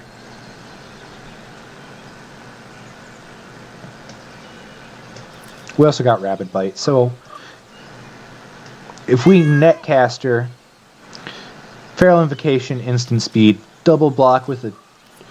I'll triple block actually, so that way he can't kill it. Because if I triple block 1, 2, 3, declare blockers, he gets a chance to respond. He will blow up the Frostlinks. Think, I just got him. Real good. I'm going to 2-for-1 him. Actually, no, that'd just be 2 for 2. Now, Feral Invocation, targeting my Netcaster Spider. And he's thinking. Yep. So this is where we're just going to pop that bad boy over here. Let you blow that up.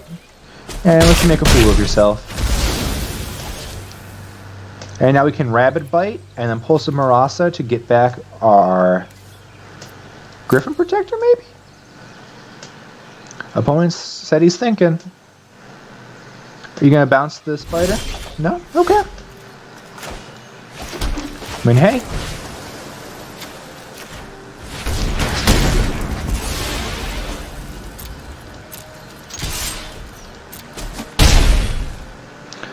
And we can't cast unless we got back the Frost Link. So I like, let's hold up the Pulse. It's an instant. We should use it like one. No reason to blow it right away, right?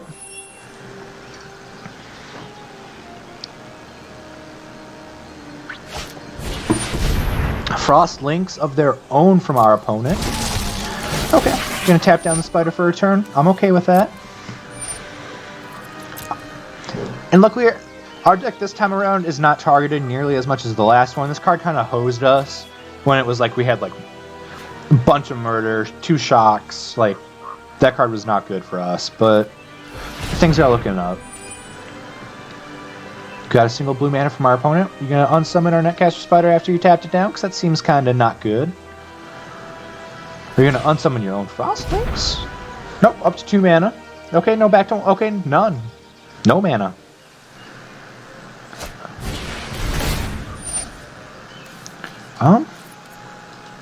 Oh, this lets him draw a card. That's pretty cool. Okay, and now it can loot. Okay. I see you, opponent. I think this actually makes us more inclined... No, I think we still want the Griffin Protector. We need some flyers here. Okay, yeah, definitely. That's solidifying the flyer game here. So let's pull some Marasa. Let's get back our Griffin Protector. We got... I actually like that we put this Gift of Paradise on this island, because if we do draw our 6-drop, we can start making our lands into 5/5s. I like that little like red pulsating animation they have on your opponent's things whenever they do something bad to you now. I think that's pretty fun.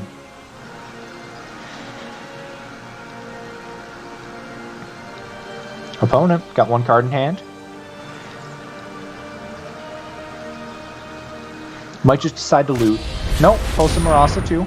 Okay, getting back the Iron Root Warlord. Seems pretty good for you.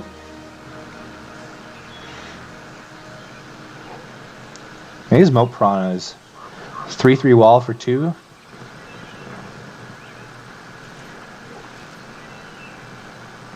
Opponent going to combat, passing. Okay. We're going to keep drawing lands, so that's how it's going to be. But, I mean, we're kind of at a stalemate here. Opponent and I are both at 22 life. They don't have any real answer to a flyer, though, so I can kind of hold them back. Make them think I have something here. No reason to play out my lands. I already got, like, what? Like, 8 land? No, 7 lands? 8 mana, technically, because Gift of Paradise, but only 7 lands. Got the Warlord. They're going to scry 1. Do you want to go ahead and bottom scry for us? I don't want to see anything good enough to stay on top. Come on, you can do it.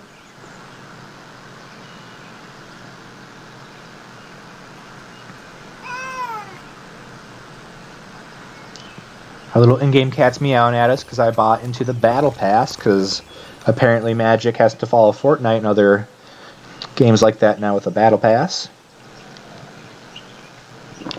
Although I think they did the math so it works out to the same amount of weekly packs, technically with EXP and doing your daily challenges. Although I have yet to look at it. I think I'm like level 6 or 7 or something. I have yet to look at it to see if the amount of XP you have to get increases or if it stays the same every time. Opponent attacked?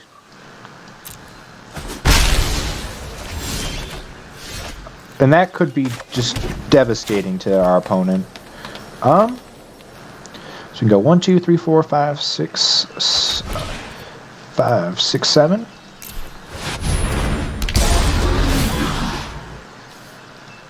And we're just going to double the number of counters.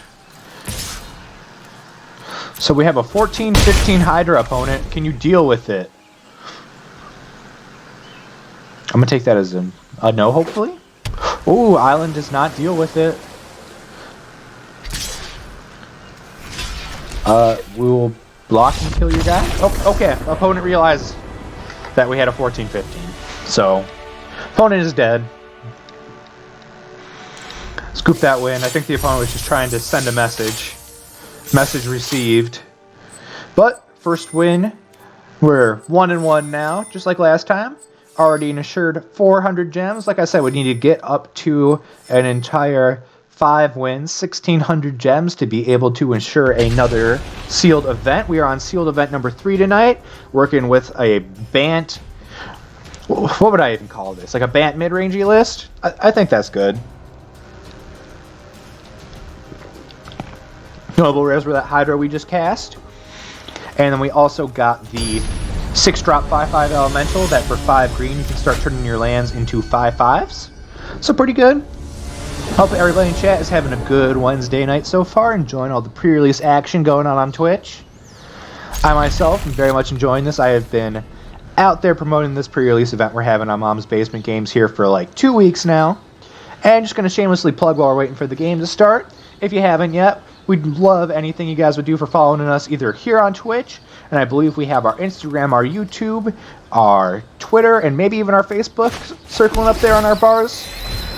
We are a vendor too, so if you have a TCG player account and you want to buy some singles, we sell on there. Be sure you hit us up. Alright, so we're going to play with our Leafkin Druid here on turn 2, Blossom and Sands on turn 1, gain 1 life. Alright. I think I'm going to play the Executioner so I can get this Winged Words for 1 less. It also puts us closer here to having 4 creatures on board, which is a little nicer for us for this Leafkin Druid. A little bit of synergy going on here, I like it. So we're going to have 5 mana next turn, which means we can Thrashing Brontodon into Winged Words. Ooh, and our opponent with the Lotus Field, I like it. But yeah, let's Brontodon here, get the big boy out. And actually we can't Winged Words this turn, but I do want to put this Gift of Paradise up here, gain 3 life for us, and punch our opponent for 2 down to 18. I mean, this deck is doing work, man. But we got 2 mana Winged Words here with a Pulse of Marasa on backup. If we have to sacrifice Brontodon, bring it back with Pulse, that seems like a pretty good play to me. Opponent, though, can generate 3 mana of any color with this Lotus Field. We had one of those in our pool, too. I guess we could be playing it, but turn 3 when we should be playing most of... Like, our curve's on is on 3. And I feel like a land that eats up your curve on turn 3, especially in sealed, it just isn't good enough. Okay, we're going to see a murder from our opponent, though.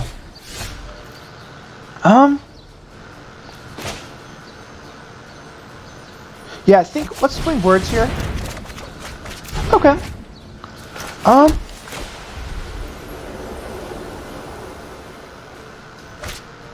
Don't want to do that. I think a creature on board would be nice. We also go up to 30 life if we cast this Pulse. Oh, I'd rather save this for a combat trick, so I think what we're just going to do here is punch our opponent for 2. And then we will Pulse of Marasa on their turn, grabbing our Thrashing Brontodon back. Okay, opponent with the tap land, gain 1. Respectable. We can make this an 8/8 Hydra 2 next turn. 8/8 Hydra on turn... What, this would be turn 6? That sounds pretty good to me.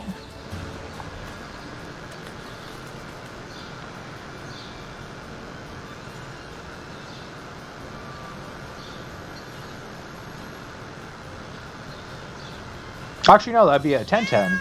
And if... Yeah, that'd be 10/10 Hydra. I like that. Okay, a Johnny from our opponent. I am a Johnny Goldmaiden, and I will be your friend. Okay, this is actually going to make me want to cast... I am proud of those who walk beside me. Yeah, let's scry one here. Just get it out of the way. I like a tracker on top. It's a draw engine for us. Go to combat. 3 at a Johnny, 1 at your face. Boom. I have lost too much.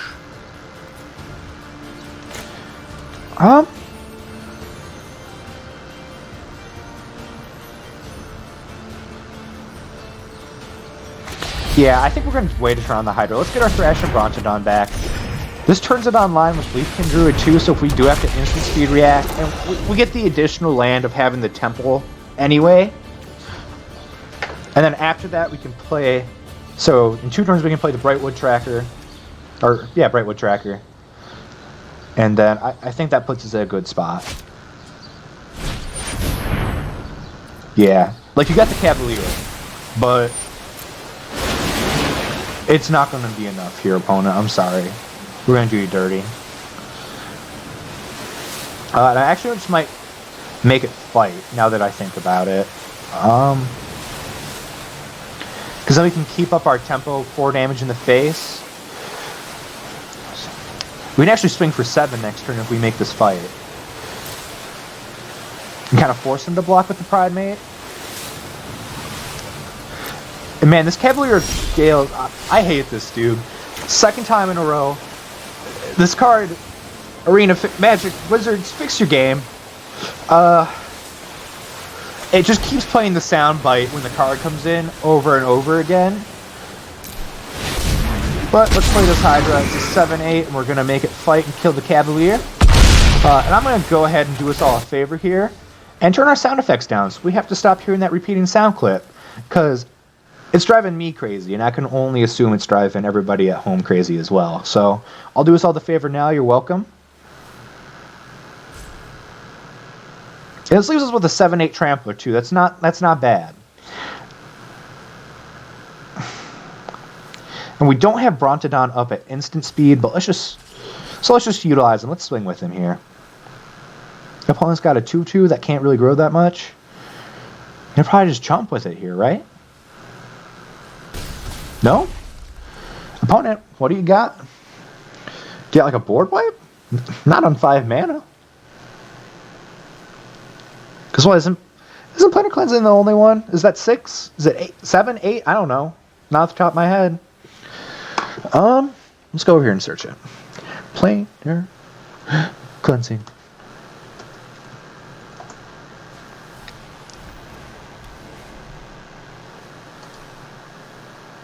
Yeah, it's a 6 mana, right? Yeah, it's a 6 mana. Moat Piranhas does not get you there, opponent. I'm sorry, but you were voted off the island.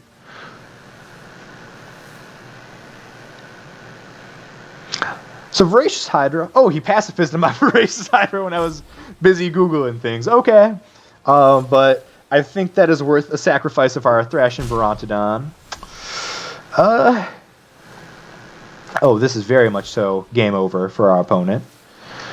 Sadly, this is how Brontodon works, opponent. And even sadly again for you, I'm going to have to get rid of your Moat Piranhas and give you the GGs.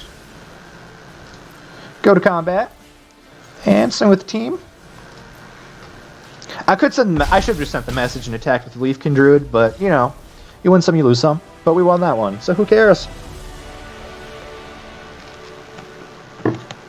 And we are up another game, 2-1. This league's going well. Let's see what our reward was. Regenesis. Return up to 2 target permanent cards from your graveyard to your hand. Don't believe I've ever seen that card get played.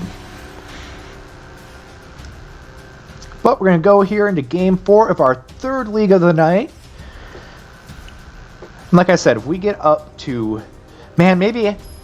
Do I want to lock myself into the next league? That would be league number 4. Sealed Deck League number 4. I don't know if I have 4 leagues in me in one night. I've been up all day too. That might be too brutal. Let's put this Raise the Alarm on the bottom because we can't cast it. And this hand looks good. I like it. I'm gonna go back in here now that we don't have that card destroying our audio. Turn this boy back up. Okay. Spawn in a Metropolis Sprite from our opponent. Island from us. Drawn lands. Not good, not bad. We're still not doing anything for turn 3 anyway, but we do have a 2/3 reacher that gets +2 when blocking a flyer. Opponent's up to 3 mana, plays a Rotten Rageous. Man, this card might be too much to get over, actually. I don't think our deck takes care of this fast enough. A 7/6, like you have to discard one, but you have a 7/6 on turn 3. Where was the design on this card? This isn't like you have to pay something and discard. This is just you have to discard. Do you know how nuts this is? Especially for like modern, like even if Faithless Looting gets banned and like Hogak's like, oh, we're down a card. Well, guess what? You got Rotting Rageosaur on turn 3 now. That's gonna discard like everything you need discarded every turn, and it's a 7/6. Are they just trying to make like Modern crazy or something right now? Because that's what it, like sitting here like looking at the cards, I'm like, this can't be right.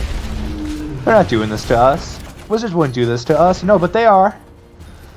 I just don't know if we can get out an answer to this fast enough. It's a 7/6.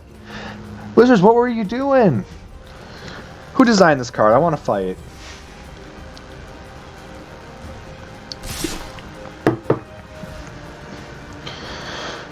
Man, we're just gonna jump because it doesn't have trample, thank God. And our Frostlings is not doing anything else. So they'll get in for 4 here now. 3 mana left. Man, this is just not looking good for us. We still don't have a white source. We got our Netcaster Spider. Yeah, this might just be game over. Feral Abomination. And our opponent's at least top decking now. So if we can just get rid of the Rageosaur, I think we can get there. But we have to get there.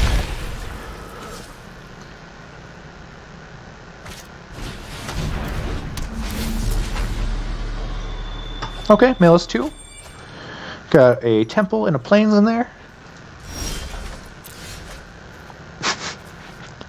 Deck! Why would you do this to us? So they have 13 damage on board. We can block and kill something when we flash in this Feral Invocation. I don't think it's going to be enough.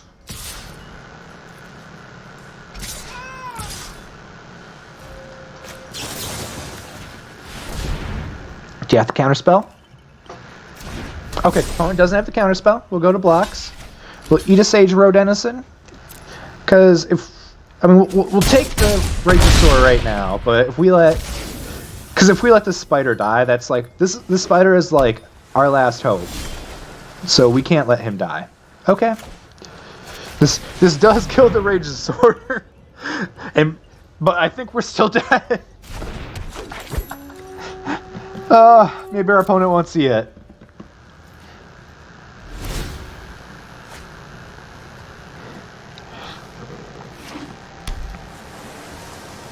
Just gonna full send opponent. Opponent? That seems like a really bad play from you. You could have had me on the ropes. I'm gonna kill the Netcaster Spider, 1000%. There you go, opponent. But just draw a white source, maybe? Nope. No white source for any of these boys. So we're gonna take 2 next turn. Man, that card is brutal. If I see a reanimation spell, I'm gonna scream. Okay. We can block. You know, pump it. Do I feel like I'm gonna activate this, and I'm gonna see like what you look at the top 4. I'm gonna see 4 planes the second I activate this.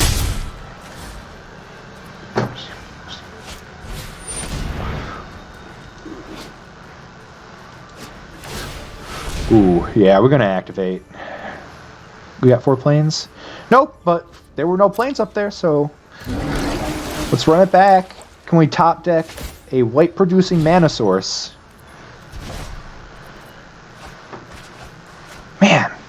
Okay. So, technically, we could have cast that Wake Root. That would have been nice. Okay, there's another plane's gone. Thank you, opponent. We did not want that. And that is just game. Sadly, we couldn't get the white source. With the white source, we would have been fine, man. Two white sources, we would have had that in the bag. But no white source equals a loss for us. So we're gonna bring it back. All right, we're 2-2. Remember, 5 wins gets us another lock-in for another sealed event on MTG Arena. And if not, it's just going to earn me some cool alternate art styles to just get some more clout for all of my decks, whatever I decide to build once this new meta develops a little bit more. Okay.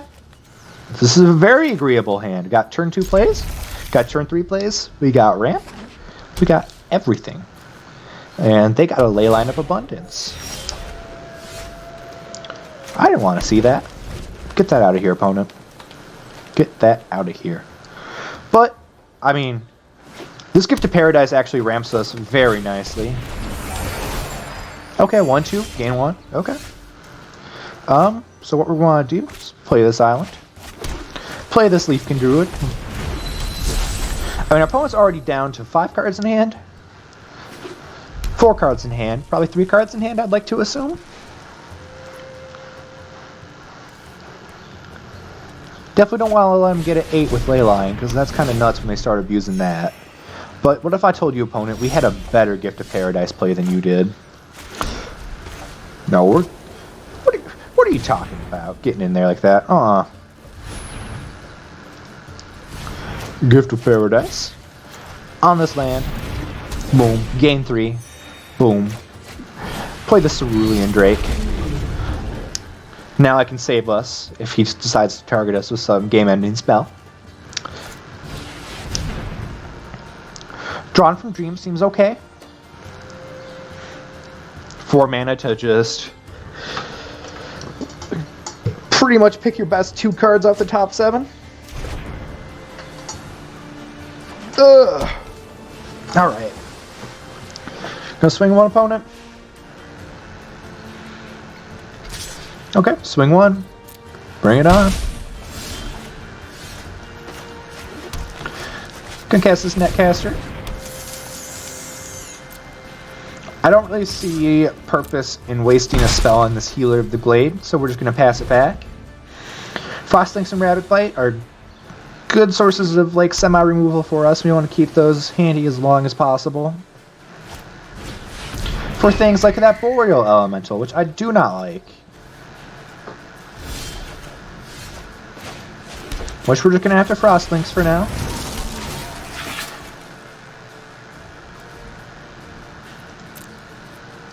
Alright, let's get here with Netcaster and Cerulean.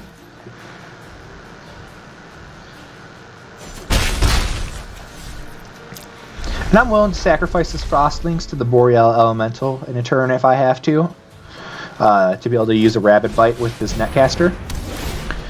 What would really be nice right now, though, would be if we could get our Hydra off the top. The opponent's kind of going off a little bit here, huh? I'm not really worried about this Stormkin, because we can just keep up the Netcaster from now.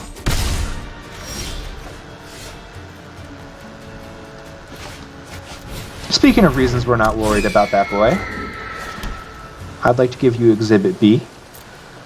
Let's punch in for 2. I like that. Alright, end our turn. Pass back to the opponent. Have our cat meow at us. What's up? Adamus, all-seeing.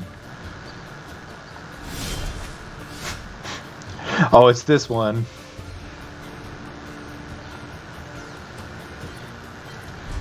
Alright, pass.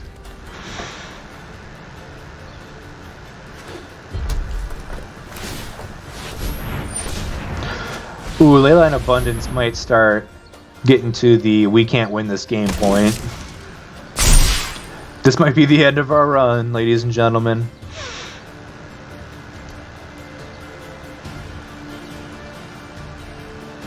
I think I had Leyline of Abundance on like the first one, didn't I? And like I didn't play it. So I was like, man, 8 mana just isn't worth it. Well, I've just learned today that 8 mana was in fact worth it. Where's my Thrash and Brontodon? I need him ASAP. Get that boy in here.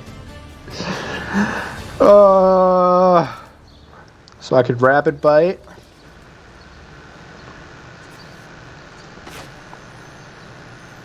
I think I want to kill the Stormkin.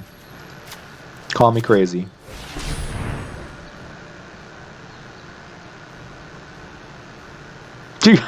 Does opponent have a response? Okay, we'll pay 4. We can do that. Boom, dead. But I still don't think that saves us. Oh man, a 5/6, a 4/5. Flyers. I got like a 2/2 and a 2/3. He's pumping them again. Now guys, if he attacks here, I just have to take 11. Okay. This gives me a little bit of hope. And by that, I mean we're just going to stall the game enough. Yeah, but just the fact that he can pump everything every single turn and I can't, I don't like that. That means it's game over for me. Huh. That seems like sequencing your things wrong, but yep, opponent with a oops. So that'd be 6. 13. Opponent could swing all out right now. Alright, opponent. Looks like next turn you're going to have to make some decisions.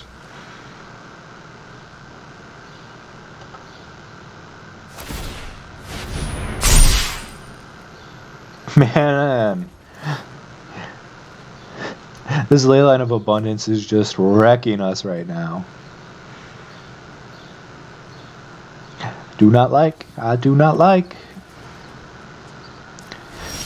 Maybe our opponent's going to meme on us and wait till he can win with a Temus or Adamus or however you want to say that.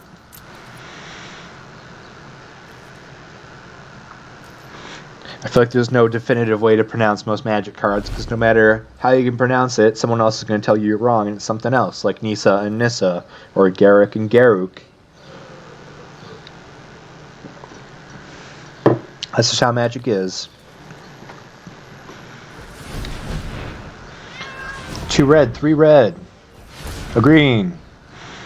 Opponent is specifically tapping their mana. Another green.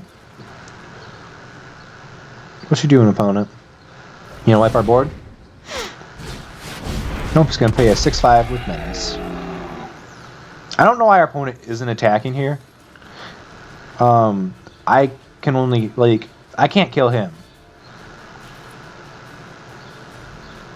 But okay. But it's okay, because we've like flooded the last 6 turns when we needed to find answers. And that's how you win Magic, is you flood endlessly until you win. I'll leave Anticipate on top. I'd rather look at the top 3 and maybe not have enough mana than blindly look. Like, our Hydra, I think, is our only saving grace here, and I don't think it's going to get here in time.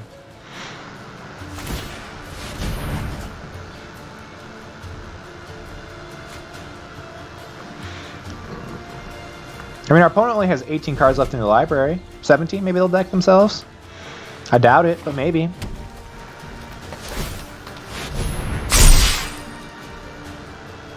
I don't know what our opponent's waiting for here. Like, I barely have enough power on board to kill 2 of their creatures.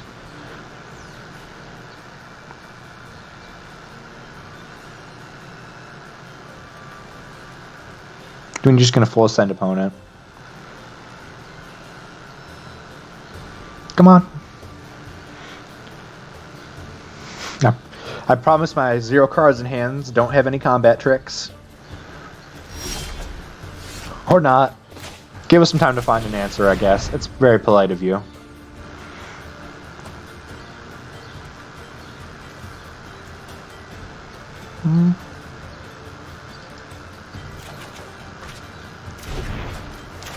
Alright. Winged Words.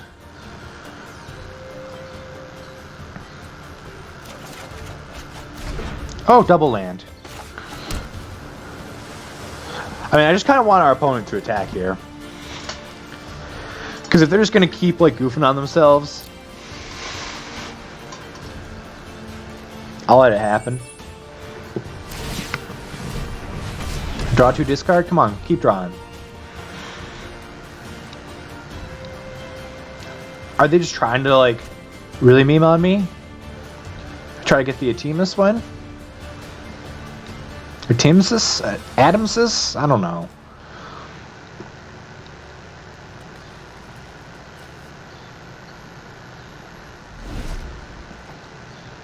Ooh, getting chilly in here. Alright, gonna pump. I saw you looking at that ley line. I don't... Why aren't you attacking, opponent? Like, I'm... Okay. Was that the scary thing?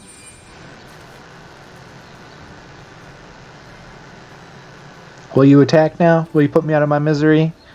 Let me collect all my packs and my stream? Probably not. Maybe they could just be nice and concede and we could keep going. What land are you getting? An island.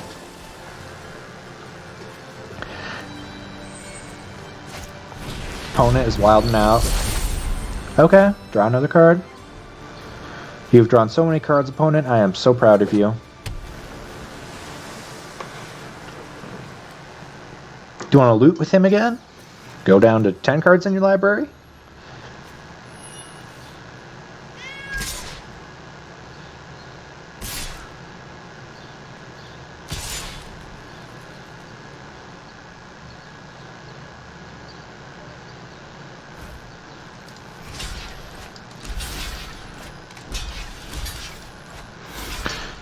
Okay, so if I do that, let's do this not like an idiot.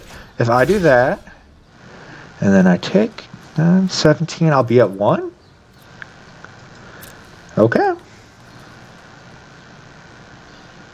If they have a shock, they can win. I'll let them have it. If they got the shock, they can win. And there's just too much happening. Arena doesn't like it anymore. If there's like more than 6 creatures interacting with each other on the board.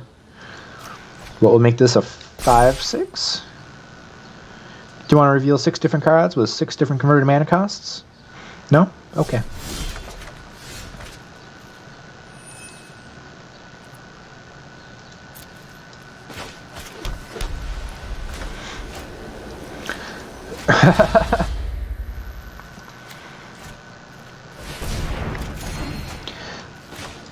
Gotta stay in the game. Alright, opponent. Got all this big bad stuff, but you haven't won yet.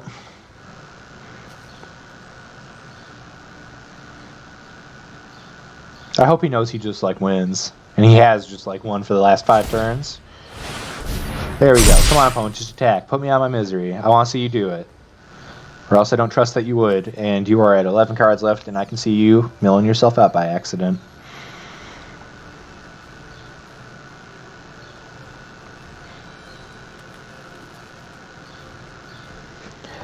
I wonder if our opponent's just sitting there like, why isn't this guy scooped yet? I have big things in play.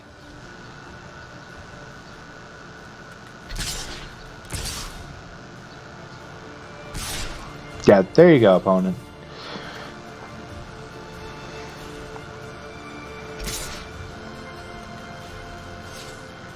Why aren't you just swinging with everything?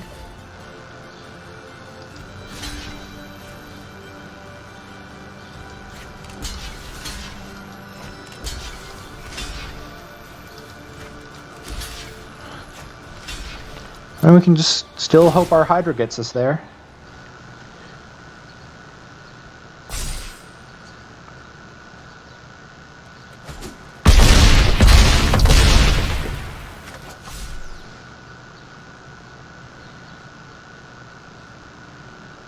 Anything else, opponent? No? Okay. And that is just GG. Let's give it to him. No Hydra equals no chance of winning. Alright, and that was third loss. We went 2-3 that third time around. Deck wasn't quite as good. Our second deck was pretty good. So let's see here. That gets us 600 up to 1,100. Not enough to start another league, sadly. But I do believe we have 9 packs of cards to open. Alright, so it's going to be the end part of the stream. Let's see what we get. Alright. Knight of the Ebon Legion.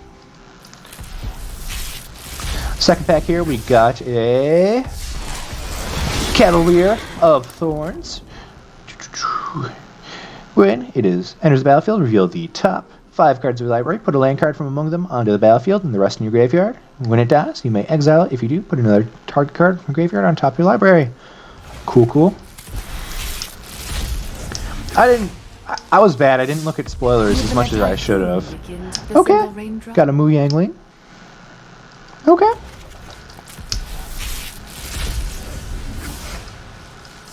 Got a Chandra there.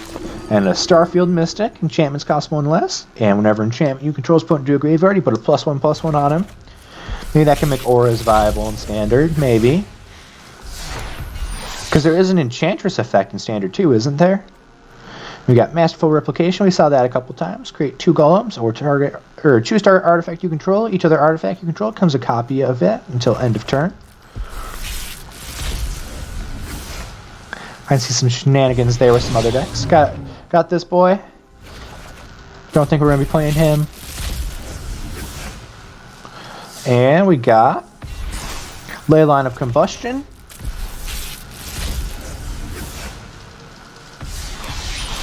Got a Shared Summons.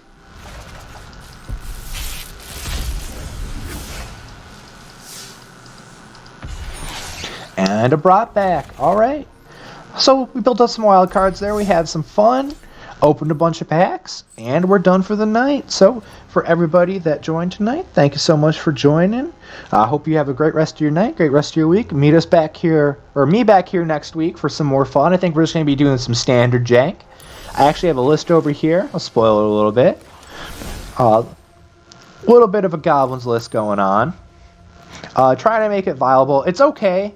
Like it wins occasionally, but I'm trying to make it a little better. So we're gonna see what we can do with this list. Maybe come back with it next week. Maybe I'll have something else for you. I'll decide a little bit before.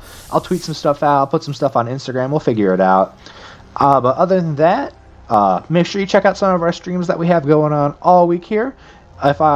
Who is streaming tomorrow, actually? That is a very good question. Well, I do forget off the top of my head who's tomorrow, but I know Friday is Mr. Joshua Warren, so make sure you check us out then. Mr. CEO and owner of Mom's Basement Games. I'm going to give you my final plug here. If you need some singles, check us out, TCG Player. If you like our content, feel free to hit that follow button. And then, if you want to see some replays of our old videos, we got some posted on here and some on our YouTube as well. And we're also Mom's Basement Games on all social media platforms. Make sure you find us, give us a like. Join our group, do whatever you desire. But with that, guys, I'm going to wish you a good night. Have a good one.